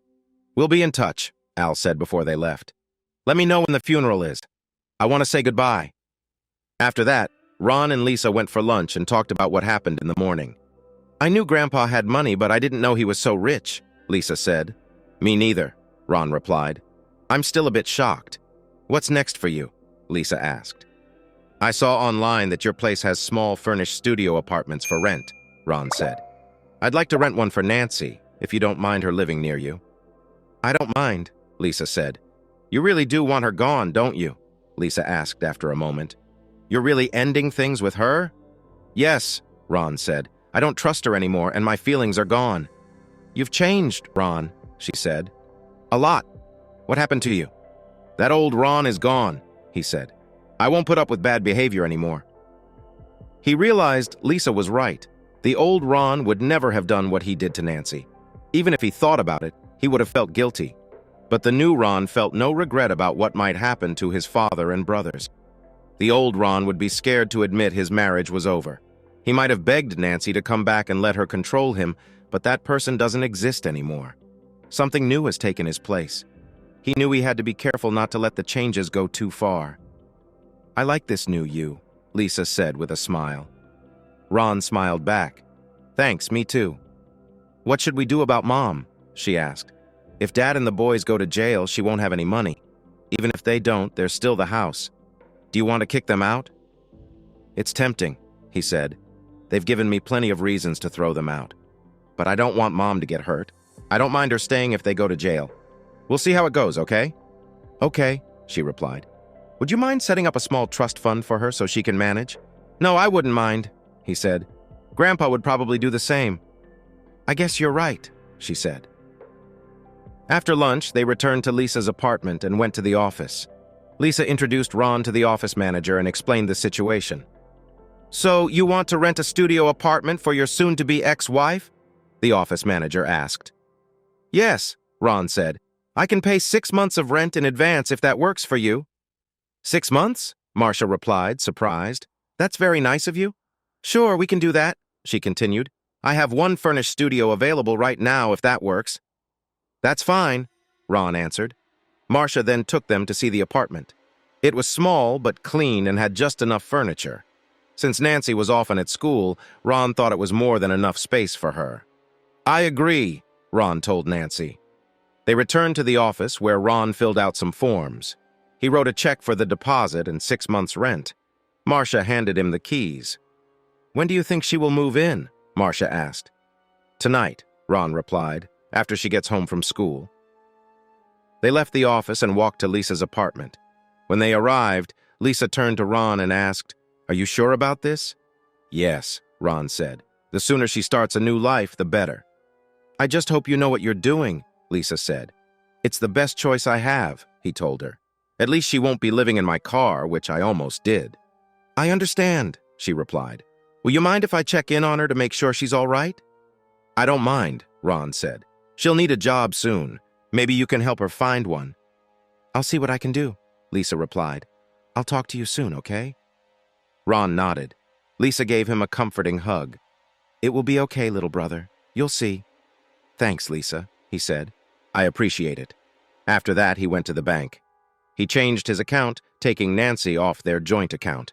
He paid off their joint credit card, got a new card just in his name, and got a cashier's check for $5,450 for Nancy. It was an expensive day, but he knew it was necessary. When he got home, he started packing up Nancy's clothes and toiletries. He put most of them in garbage bags and stored them in the garage next to her scooter, which she still used sometimes. He took down their pictures and packed them into boxes with their wedding album. While he was still packing, the phone rang. He saw it was Marcus calling and answered. "Ron," Marcus said, "I wanted to tell you that I talked to the district attorney and he wants to look into things about you and Lisa." "Great," Ron replied. "Is there anything we need to do?" "Not yet," Marcus said. "I think he'll reach out to both of you soon to set up a meeting. Just wanted to give you a heads up." "Thanks a lot, Marcus," Ron said. After they finished talking, Ron kept packing until he felt he had done enough. By then, it was almost 3 in the afternoon, and Ron sensed that things were about to become more complicated. He went down to his lab and looked at the video from the morning. The tape showed that around 8:30 a.m., Nancy's father, John, and George came into the bedroom. George had a big bruise on his face where Ron had hit him the day before. "What happened to you?" Nancy asked. "Your stupid husband did this to me yesterday at the hospital," said George. "You never told me he was into martial arts." "I'm sorry," she said. "I guess I forgot to mention he started practicing in college." "Well, that jerk will pay, I promise you," he replied. "No, please. You promised you wouldn't hurt him," she said. "I never promised anything," he shouted. "Let's see if he's quicker than a bullet." "You'll end up in jail," she warned. "So what?" George growled. "He owes me, and he will pay." "What were you doing at the hospital?" Nancy asked. "Dad was shot yesterday," Bob said. "He died after surgery." "Oh my God," Nancy said. "Ron didn't say anything about it last night." Did you set this up? No, Bob replied. It was just bad luck. He got caught between two gangs during a shootout. Just plain luck, John added. But it's good for us. Now we get the house and a big part of the money. Ron laughed. Yeah, right, he thought to himself. Nancy turned to George. So when are your friends going to get Ron? She asked. Probably tomorrow afternoon after you leave for school. They'll follow him in their van and take him when they can, George said. We know a good spot by the lake. I wish you wouldn't do that, she said. Well, it's going to happen, and there's nothing you or anyone else can do about it, John said. Now don't act brave. Don't tell anyone about this. If you do, we'll say it was your idea. Nancy nodded slowly. Ron could see she was upset about the whole situation. They left the room, and Nancy started to cry. After a few minutes, she went to the bathroom to shower and get ready for school. Once the video ended, Ron checked his health and body measurements. He was happy to see that almost everything was the same as the last time he checked. He decided not to take any more of his potion until morning when he would need it. Just then, the phone rang. It was his mother. Ron answered, already knowing what the call was about. Ron, you need to meet me at the hospital, she said. They are taking Dad and the boys away. For what? He asked. There's something wrong with their stuff, she replied. Things? Ron asked. What things? You know, with their stuff, she said. I had to call 911 and they came in an ambulance. I also called Lisa and she's on her way too. Can you please meet me at the hospital? Okay, give me a couple of minutes. I have something to do, he said. Thank you, Ron, she replied before hanging up. Ron opened the phone book and dialed the number he needed for the police department. Police department, said the woman who answered. Yes, Ron said. I want to talk to someone about a murder plan, he added. One moment, please, she replied after a minute of music. Then a man came on the line. Homicide Detective Sparks, the man said. Hello, Detective. My name is Ron Black, and I want to report a murder plot, Ron explained. Please tell me what you know, Detective Sparks said. Ron shared what he had heard from his brothers. Do you know where the people who did this are now? Detective Sparks asked when Ron was done. They're on their way to the hospital, Ron said. They might even be in surgery. I see, Detective Sparks responded. I'm going there now, Ron said. Can you or one of your officers meet me there? They are filming it, and I can give you a copy. Sure, the detective said. I'll see you there. Ron hung up and laughed. He copied the videos onto a flash drive and locked everything up. He grabbed his laptop and flash drive and left for the hospital. After finding a parking spot, he walked to the emergency room. Inside, he talked to the person at the front desk and was directed to where the three men were being treated. He saw Lisa and his mother talking to a man in a cheap suit, with a uniformed police officer beside them. Hi, Mom, Ron said as he approached. How are Dad and the boys? Not good, she said, crying. They're in surgery now. The doctor said they have to amputate. I'm sorry to hear that, Ron replied. The man in the suit looked at him. Are you Ron Black? He asked. Yes, I am, Ron said. And you must be Detective Sparks. Yes, the detective replied. He pointed to some chairs in the waiting area. Would you like to talk about it? Sure, Ron answered. His mother spoke up. What is this about, Ron? She asked. What's happening? Well, Mom, since this also affects you, you should know, Ron explained. He waved for Lisa to follow them. Once they sat down, Ron took out his laptop and plugged in the flash drive. June and Lisa gasped when they saw Nancy with the three men on the screen. Okay, listen to this, Ron said, and turned up the volume so Detective Sparks, his mother, and Lisa could hear. After the video finished playing, Ron stopped it and handed the flash drive to Detective Sparks. Do you have any idea who might be helping them? Detective Sparks asked. No, sir, I don't, Ron replied. It could be someone they work with or someone they drink with. Sparks looked at June. Did you know anything about this? He asked her. Not at all, Detective, June said, shaking her head. I understand, he said. He turned to Ron again. Did you see any van on the way here? He asked. Did you? Ron replied. No, I didn't. Good. Whatever they plan to do will probably happen in the morning, Ron said. Your wife is at school right now, right? Supposedly, Ron answered. I see, Sparks said. I'll need to bring her in for questions. I'm not sure if the district attorney will want to press charges. She doesn't seem like part of the plan, but she is still involved, even if it's later. He might offer her a deal. I'm not sure. Just do what you need to do, Ron said. I've already started the divorce process and was planning to ask her to leave tonight, the detective asked. Do you know where she will stay? Yes, I do, Ron replied.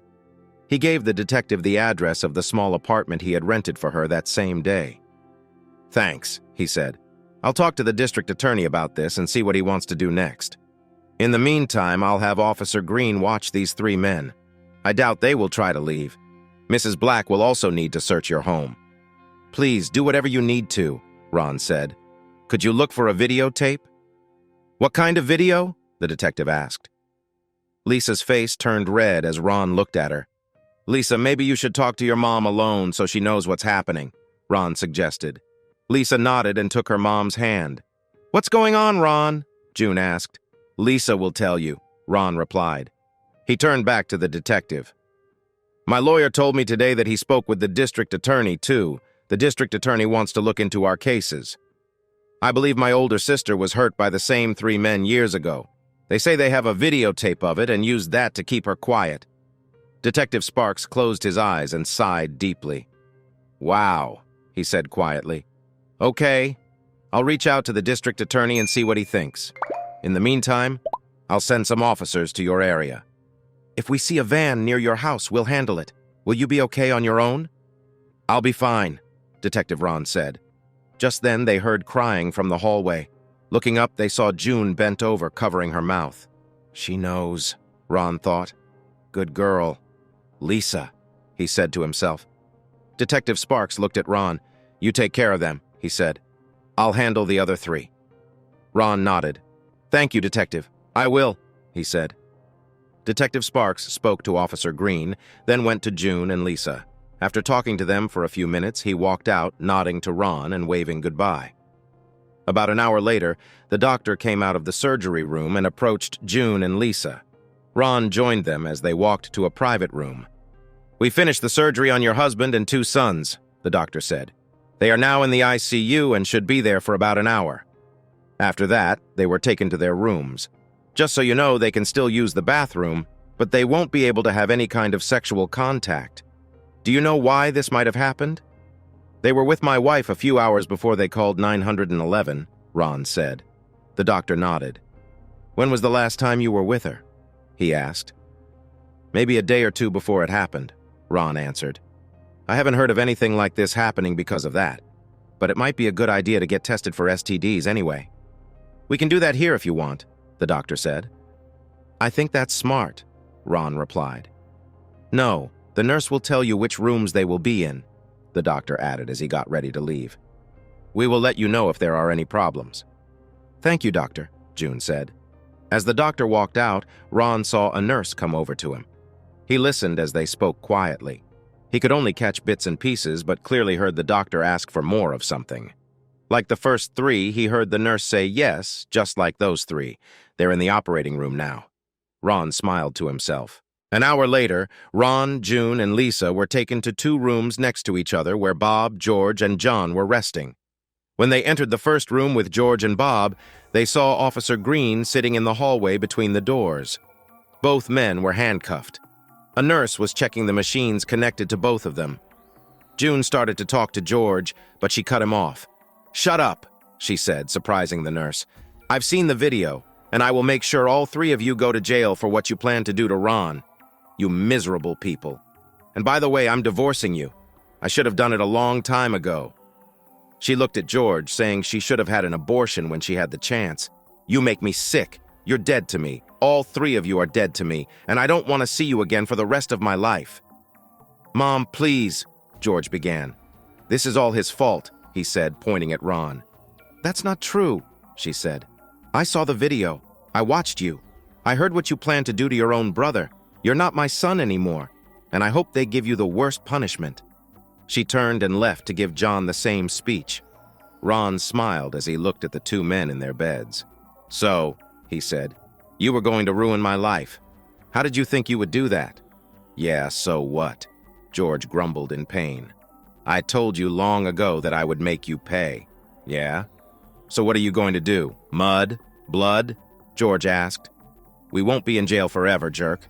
You'll see. When we get out, I'll come after you, George. Shut up, Bob said.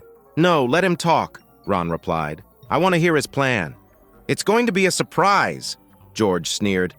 You'll never see me coming, you stupid jerk. Ron laughed. Ron nodded and turned to George, taking an audio recorder from his pocket. He pressed a few buttons and everyone heard George's recorded words. So you're in trouble, Ron said. We all heard your confession and I recorded it. I'll make sure the prosecutor gets it. From what I know, people like you have a hard time in prison. The officer and the nurse laughed. Have a good day, Ron said as he walked into John's room. When he entered, he saw that his older brother was tied to the bed, just like George and Bob. Ron walked over to John, smiling. By the way, you should know, he said. Your brother confessed to your crimes. 3 people saw it, and I wrote it all down for the prosecutor. Just thought you might want to know. I'm sure Bubba will take care of things when you're in jail. He chuckled as John looked sick. Ron didn't say more and turned to leave. June and Lisa joined him. They walked into the hospital coffee shop and sat at a table while Ron bought them drinks. June looked like she was about to cry. What's going to happen to me, Ron? She asked, tears in her eyes. I have no income, no job, no skills. Nothing. We'll sort that out later, Mom, Ron said. But first I need to hear something from you. What is it? She asked, still crying. Did you really love me as a child? He asked. She looked shocked and blinked. Of course I did, Ron, and I still do. You're my son. You know that. No, Mom, I don't, he replied. You always scolded me, telling me to be like the other boys. You may not have bullied me like Dad and the boys, but you never said you loved me when I was in college. You didn't even send me a Christmas or birthday card. Why? I'm sorry, Ron, she said. It was all because of your father. He was so controlling, and he was jealous of you. He worried you'd be too close to me when you left home. It got worse after he lost his job. Did you know Grandpa took out a loan on your house? Ron asked. She shook her head. No, I didn't know, she replied. Your father handled everything. I was never allowed to see any papers. I don't even know how to pay bills or write a check. He would just give me cash for groceries and that was it. Sometimes I got a little extra for clothes or haircuts. Ron looked at Lisa, who gave a slight nod. Well, Grandpa set your house in trust and Dad paid a bit of rent every month, Ron said. That's why you never lost it. Grandpa put Lisa and me in charge of the trust so we can do as we wish. I'm okay with you staying there as long as you want. And I agree, Lisa added. Ron nodded. We've also talked about creating a fund for you so you can support yourself. He said, Lisa and I will help you get back on your feet and show you how to pay your bills if you want. I'll even help with your divorce. Grandpa's lawyer is also handling mine, and I'm sure he will help you too. June looked at Ron, her eyes filling with tears. You would do all this for me? She asked. Even after everything that has happened? Yes, Mom, Ron said. I would. June started to cry. Lisa hugged June tightly with tears in her own eyes. Grandpa once said that justice should always be mixed with mercy. June looked up at Ron. You are a lot like your grandfather, she said. Ron smiled. Thank you, he replied. I like to think so. I'm talking about my father, she said. You never met him, did you? He passed away before you were born. You look a lot like him. I think you would have liked him, but he never got along with your dad. They always argued. Maybe that's why your father didn't like you much. You reminded him of my dad. That made sense to Ron. Calming down, June looked at Ron. So, what will you do about Nancy? She asked. I've started the divorce process and I'm kicking her out tonight, Ron said. I'm guessing she's not in jail. I don't blame you, she said. I'm sorry for what happened, Ron. I love you. You'll always be my baby. Ron smiled. I love you too, Mom, he said. They got up from the table. Can you ever forgive me? June asked. Ron wrapped his arms around her. Of course I forgive you, he said, and she held him close for a few minutes. I have to go home now, June said when they finished hugging. I'm a mess. June and Lisa hugged each other for a few more minutes. When June left, Lisa turned to Ron. You did a kind thing, Ron, she said. Thank you. Ron looked at her and hugged her too. Anytime, he said. Since Dad isn't working, I guess I'll have to take care of Grandpa's funeral arrangements. I'll help you with that, she said. Thanks, he replied. I'll need all the help I can get. He checked his watch. I should get home and prepare to meet Nancy. Okay, she said. Let me know how it goes. Call me if you need anything. Part 3. Ron got home and changed into shorts and a t-shirt. He set his laptop and briefcase on the table. He didn't expect Nancy to be home until midnight or later, so he was surprised to hear the garage door open around 11:30.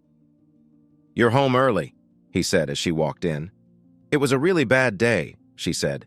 I just finished talking to the police. Some detective kept asking me about a plan to hurt you.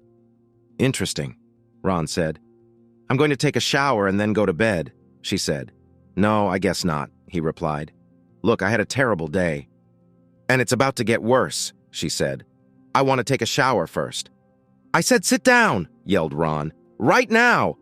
She stared at him, shocked. Slowly, she pulled up a chair and sat down across from him. I'm going to show you something, he said, pulling up a video of her having fun with his dad. She gasped as she watched. Oh no, please, she whispered. Look, he said, that's not all. There's more, like a video of the 4 of you planning to hurt me. Please, Ron, I didn't mean to do that, she replied. What? Hurt me? Ron shouted, his anger showing. No, she said, her voice shaking. Don't lie. You left them the day we got married, he accused. Don't deny it. I was foolish back then, but not anymore. How often did you see them? I don't know, she answered softly. Mostly during the week, after you went to work. And this was while we were married? He asked. Most of the last year, she said. But I didn't want to hurt you. They said they had a video of me and would show it to you if I didn't betray them. A video of what? He asked. Of what happened on our wedding day, she said, tears falling down her face. What about all the other men? How many have you been with since we got married? He pressed. She looked down, feeling ashamed. I don't know, maybe a few, she replied. Several? Ron asked sharply. What do you mean, 5? 10? About 200? Oh no, she said, shaking her head. Look, I have a video that proves you were with at least 12 men in one day. What? You think I'm paying for your college so you can date every guy there? I'm not foolish, Nancy. Adding your 3 morning friends, that's 15 men in one day. Do the math. That's 75 in a week. I'm sorry, she said. I just needed that to get through school, she added. It was just fun. I didn't take anything away from you. Just fun? You never took anything from me? Ron said, disbelief in his voice. Are you serious? I saw you never used protection. Were you trying to bring something home to me? What is wrong with you? Her tears were gone, and she seemed angry now. Okay, she said, standing her ground. Fine, I like that. Until now, I didn't care when I was with you. I was just doing it to escape my old life. Do you know where I was for the last 3 hours? I was at the club. And don't even think about a divorce. I'm going to keep cheating on you. Maybe I'll even do it right in front of you. You horrible person, Ron yelled. Her eyes grew wide. Yeah, maybe I was naive and scared back then, but that person is gone now and never coming back. Just you wait.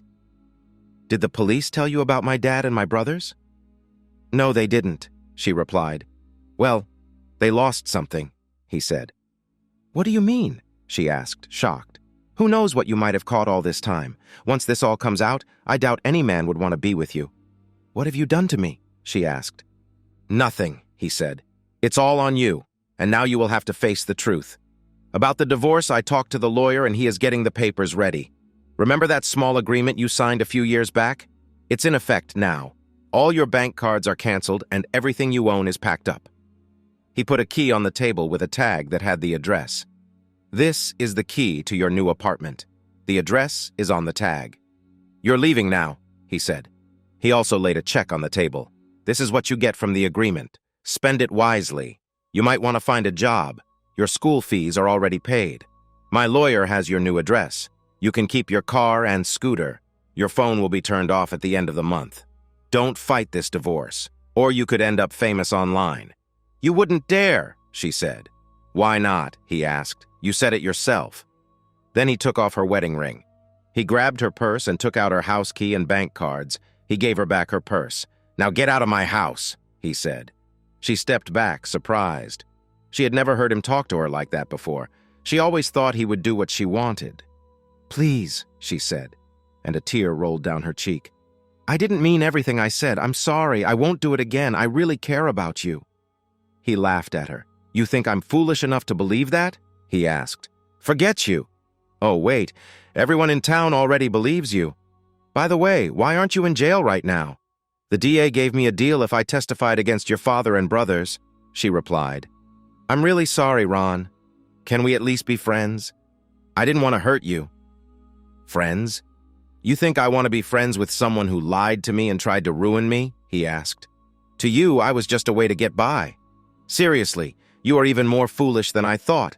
Now I hate you completely. I never want to see your face again. Do you understand, or should I draw you a picture?" "No, I get it," she said softly. "Can I at least go to your grandfather's funeral if you keep away from me?" he replied.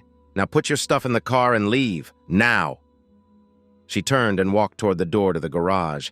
He could hear her struggling to fit everything inside the car. After she left, he changed the code on the garage door to keep her out. Once the house was secure, he went to his lab. After what Nancy told him, he realized that the CDC might get involved, and he wanted to erase all evidence of his work. He knew the toxin would leave her system in 24 hours, so he was not concerned about it showing up in any tests. He burned the leftover fluid and sterilized all his tools to ensure there were no traces left.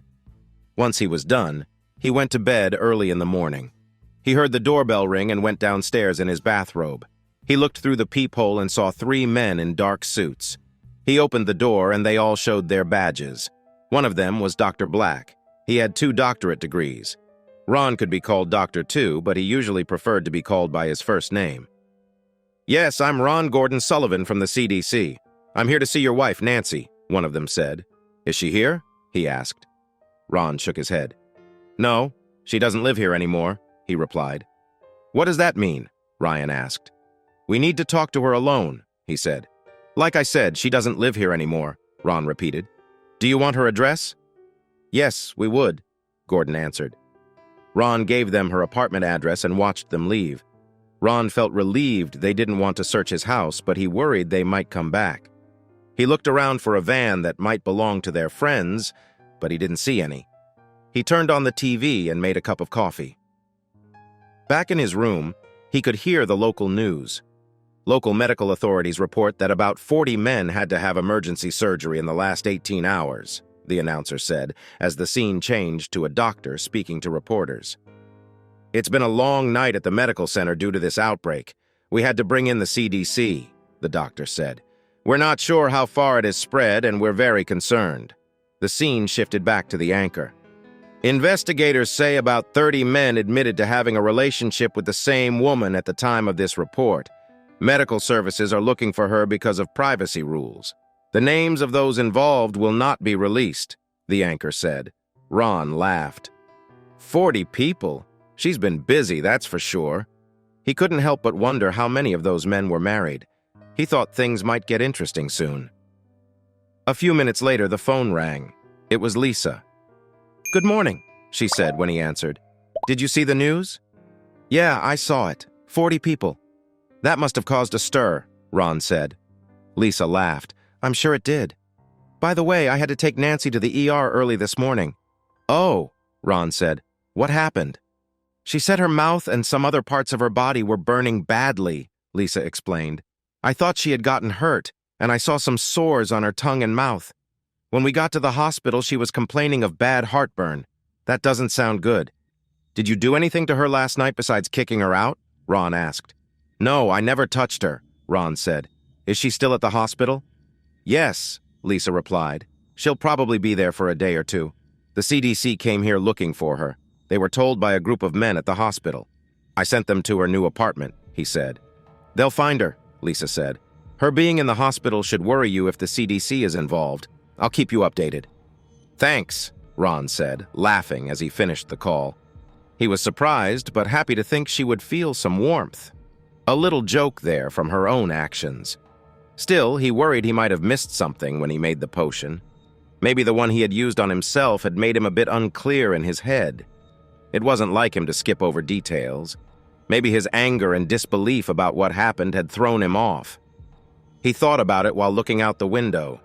A blue Ford van was parked across the street from his house. There were police cars around it, and he saw officers guiding 3 big men in handcuffs toward the van. One man was black, another was white, and the third looked Hispanic. Ron didn't know any of them. Once the men were placed in 2 cars, one officer came to his front door and rang the bell. "Good morning, officer," Ron said as he opened the door. "What can I do for you?" "Good morning, Mr. Black," the officer replied.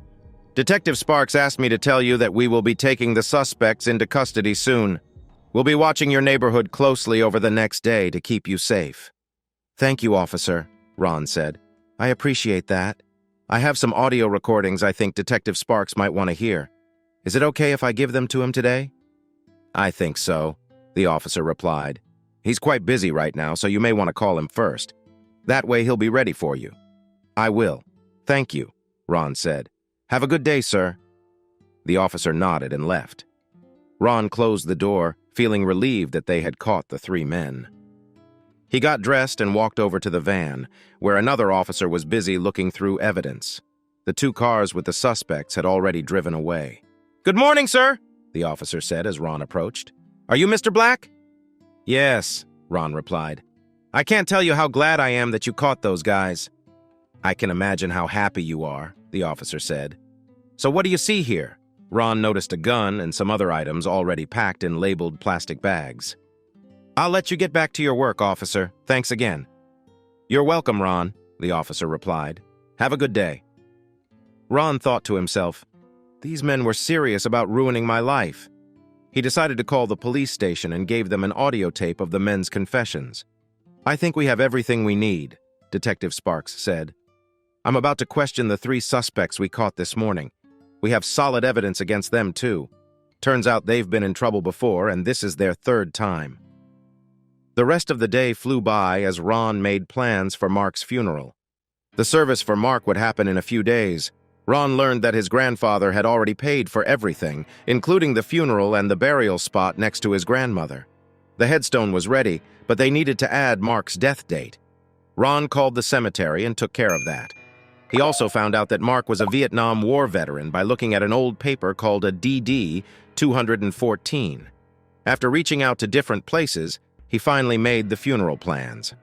A flag had been ordered, and Ron found out that his grandfather wanted it to be given to him. Ron felt a bit dazed when he learned that the staff at the funeral home were very nice and told him everything was already arranged. One staff member even wrote a lovely obituary that included the names of Mark's family. The funeral director, Mr. Black, said that Mark was well respected in the community. He expected many important people to attend. After everything was set, Ron went home to relax and told Lisa what he had done. "I saw Nancy today," she said. "She had to go through many surgeries on her face and other parts of her body." "She is in a bad place now," Ron replied, "but she brought it on herself." "Well, she is still your wife," Lisa reminded him. "For now," Ron said. "No one made her do what she did. You didn't hear what she said to me last night? I don't love her anymore." "Please, Ron," Lisa said. "I don't expect you to take her back, but don't let her actions make you bitter." "I don't feel anything for her right now," Ron said. "Just don't let her change who you are," she replied. "By the way, I arranged for Mom to see Marcus. I'll take her tomorrow morning." "Thanks, Lisa," he said. "Tell Marcus I'll pay for the divorce." "I'll do that, Ron," she answered. "Also, I told him Nancy will be in the hospital for a while. He will have her service there." After their talk, Ron had something to eat. He didn't care much about Nancy anymore, but Lisa noticed he seemed bothered. Was he becoming a bad person? Ron hoped not, but he felt different than before. He went down to his lab to check his health and body weight. The results were good.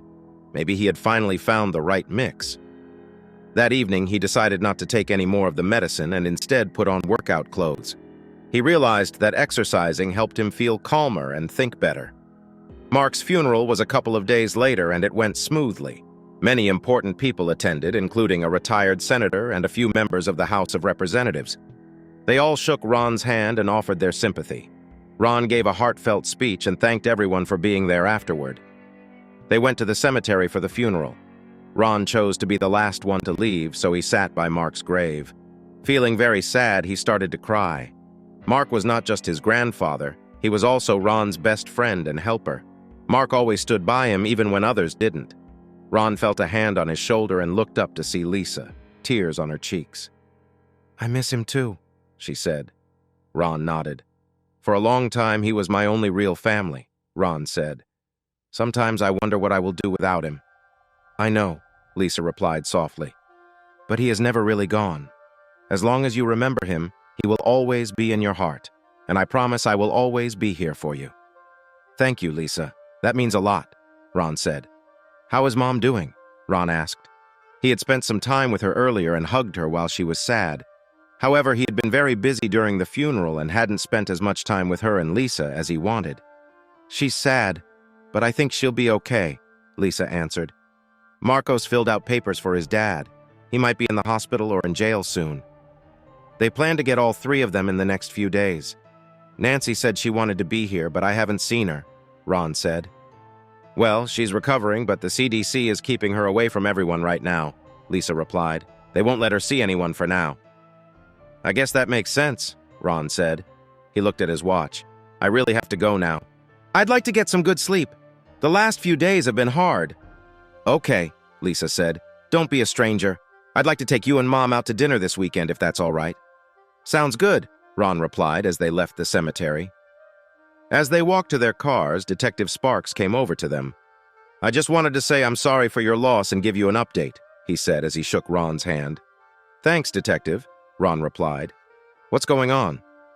"Well, the three suspects we caught are talking a lot," Detective Sparks said. "They have been in trouble before, and this case could put them away for a long time. The guns they had were stolen, so we have closed that part of the case." "Is that so?" Ron asked. "Pretty much, yes," Sparks replied. "And the tape of their confession proves it."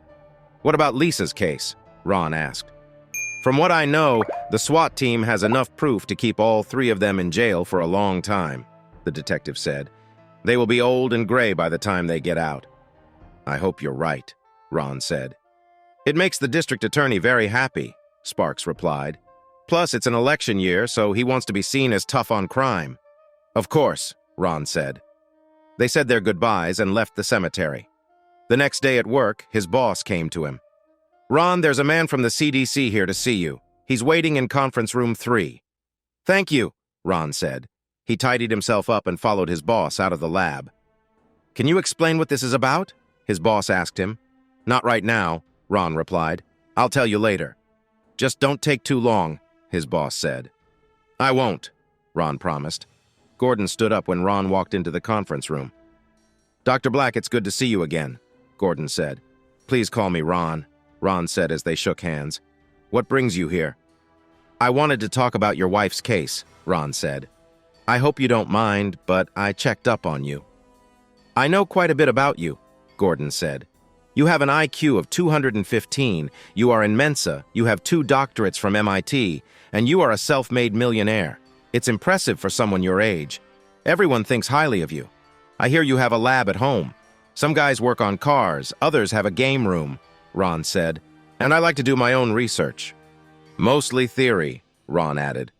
"All my work follows the rules." "What does this have to do with my wife's situation?" Gordon asked.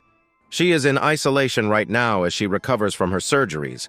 We've started running tests, but we don't know yet what happened. Can you help us understand?" Ron shook his head. "I don't see how I can help," he said. "We're worried about everyone," Gordon replied. "If we can learn what happened to your wife, we might prevent it from happening again." "I see," Ron said. "Maybe our tax money would be better spent on ads warning about cheating." Gordon smiled at that. "You might be right. We will think about it. But what worries me is if this spreads. Everyone could be at risk." Ron nodded in understanding. "I see your point. How many other cases are reported?" "None yet," Gordon said. "But that could change." "And how long will she stay in isolation?" Ron asked. "As long as it takes," Gordon replied. "We need to understand what happened, and we can't risk another case. My superiors agree. We filed papers to keep her for however long it takes. It could take months." "Or years?" Ron said. "Yes," Gordon answered. Ron smiled to himself. The idea of Nancy being away from her lovers for years was satisfying for him. "So what do you want from me?" Ron asked. "Well, as I said," Gordon started. Nothing showed up in her first tests. We will do more tests, of course. Would you look at our results? Gordon asked. Maybe you can help us? You want me to be a consultant? Ron asked. Is that what this is? Something like that, Gordon said. It's unlike anything we've seen before. I'm sure it is, Ron replied. But I already have a job and I'm very busy right now. You'll need to get approval from my bosses. Already done, Gordon said, pulling an envelope from his pocket. He handed it to Ron, who looked at the letter signed by the CEO. The letter said Ron could work for the CDC part-time for up to 3 months. It also mentioned that both the company and the government would pay him for his help. So, I guess it's settled, Ron said, looking at Gordon. He started to wonder if Gordon knew something and was trying to trick him. Yes, he is, Gordon replied. Good, Ron said. But I'd like to ask a couple of things. First. Sure, go ahead, Gordon said. You know I'm getting divorced from Nancy, right? Wouldn't that be a problem? Ron asked. I suppose so, said Gordon. But I believe you are professional enough to handle it, right? I guess so, Ron replied. Second, I'm not allowed to give medical advice. I'm not a doctor. I don't even have a certificate to draw blood, even though I know how to do it. I understand, Gordon said. But you are great at looking at test results. From what I've heard, you won't have much contact with patients. Okay, Ron said, I agree. But remember, this is only part-time and just for 3 months. After that, I have to focus on my main job. I understand, Gordon said. I'll see you tomorrow afternoon. Yes, Ron said. I want her to have a complete checkup. Blood work, urine tests, DNA, everything. We can start this afternoon, Gordon said. The DNA test may take a day or two, but we'll do it first. I really appreciate your help, Ron said. Me too, Gordon replied. I don't want anyone else to go through this. They shook hands, and Ron watched Gordon leave the room. Although Ron worried that Gordon might be trying to trick him, he needed to know if his actions had harmed Nancy in the long run. This was the only way he could find out. He went to see his supervisor, showed him the letter, and explained what happened. Oh, it's only for 3 months, his supervisor said. And it might make the company look better to the CDC. Just keep me updated and make sure it doesn't affect your other work. Will do, boss, Ron replied. That night, Ron sat in his lab, mentally going over the formula he had given to Nancy. Nothing was written down, so he relied on his strong memory. As far as he could tell, there should be no bad effects from the solution.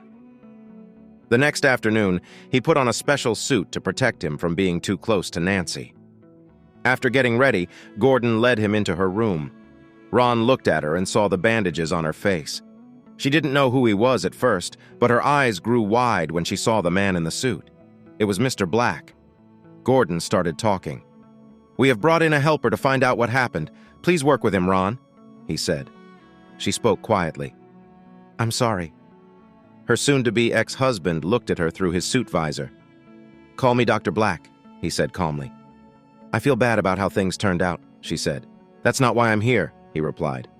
You were clear last night, and I answered you. I'm here to help the CDC understand what you did to those people. He looked at Gordon.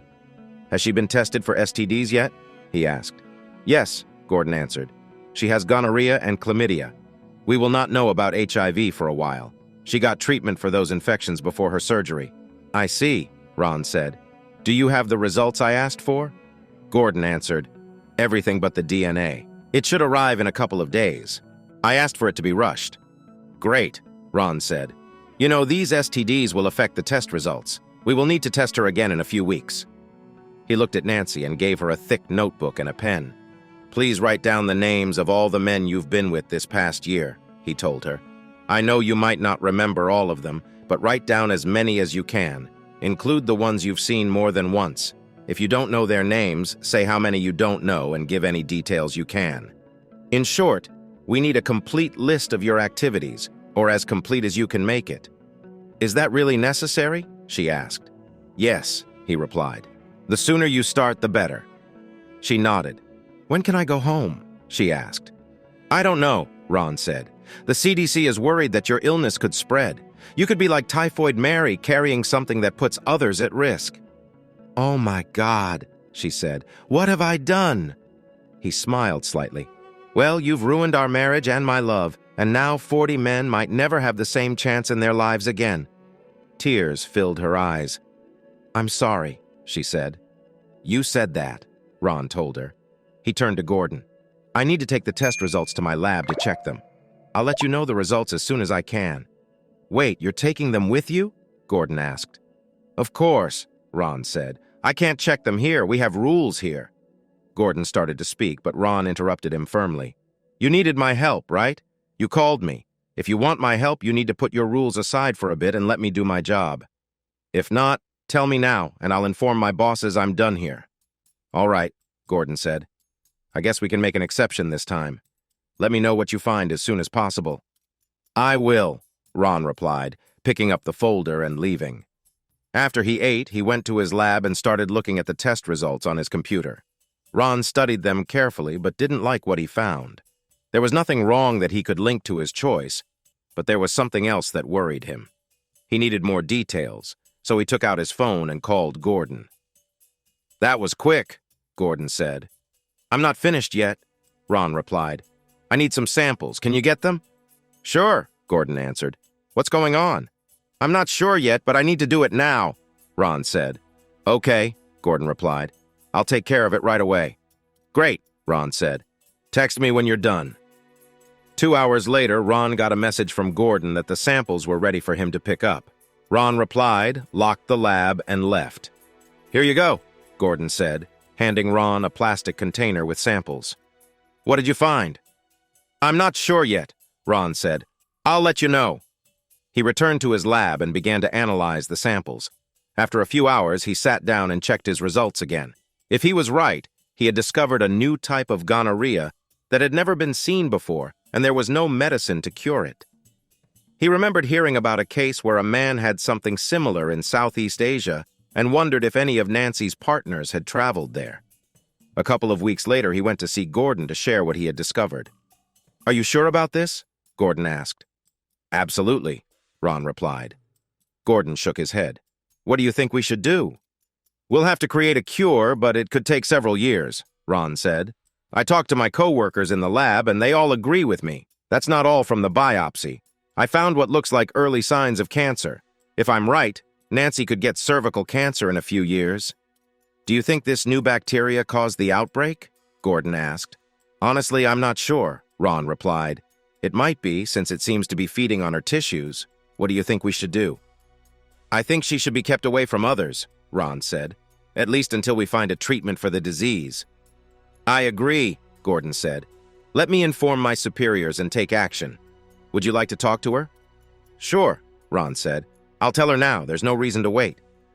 He got ready and went to her room. She looked at him as he sat down beside her. "How are you feeling?" he asked. "Terrible," she replied weakly. "My throat hurts. It's painful to pee and something is leaking. What's wrong with me?" "You have a kind of gonorrhea that we've never seen before," Ron said.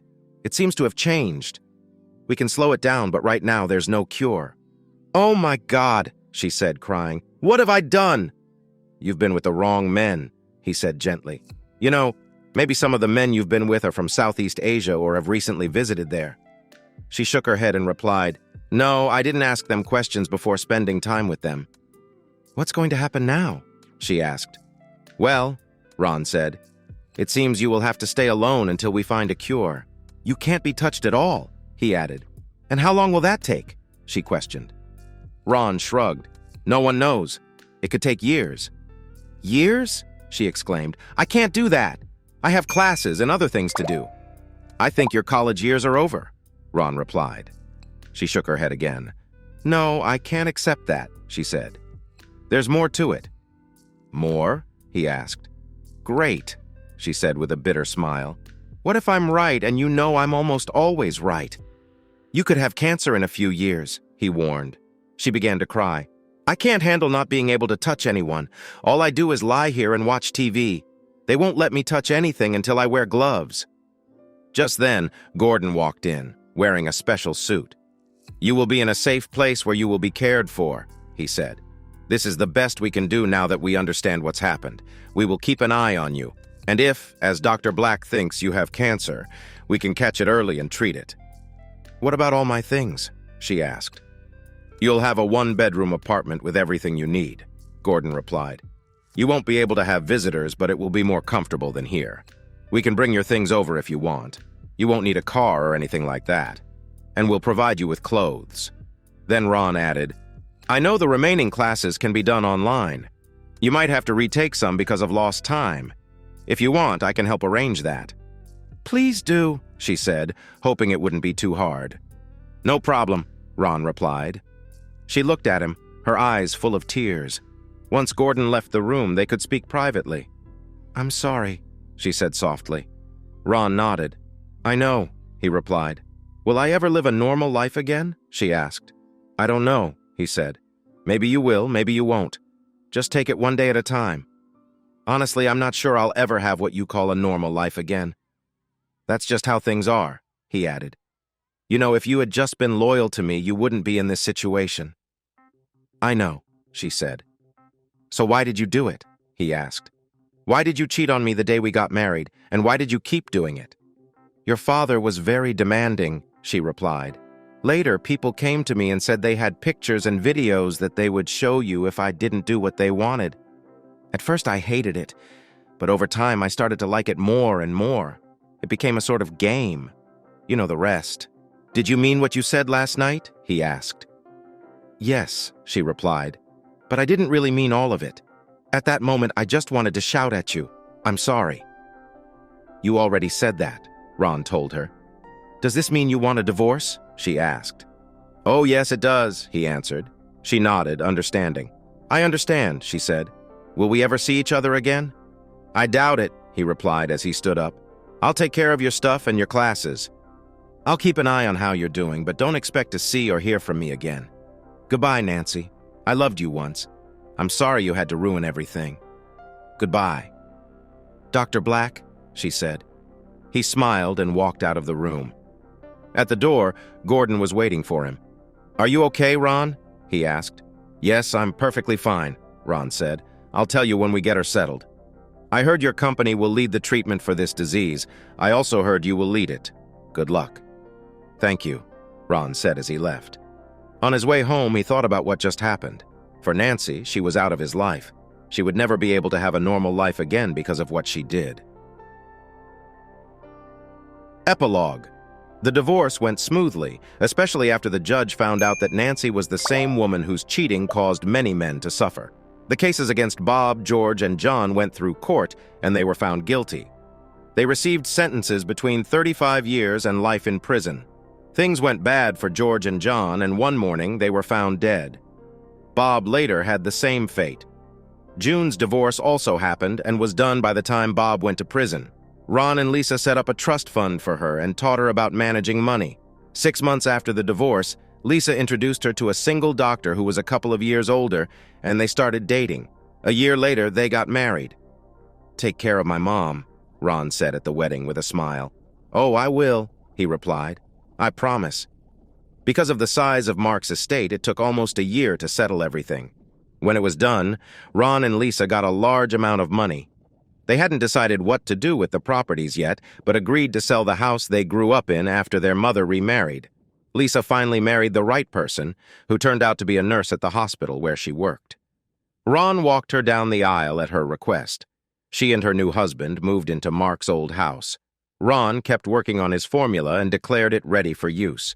About 6 months after his divorce from Nancy, Ron moved through all the legal steps to ensure the company couldn't take the profits. He got busy finding the right customers. He was still unsure about sharing the drug with everyone, but he found a company that ran a special camp for men in northern Idaho. After a lot of talks with the owners, he visited the camp and watched how it worked. He was convinced when he saw a beach ceremony where a doll representing a cheating wife was burned. He signed a deal with the company, hoping his drug would help men like he used to be.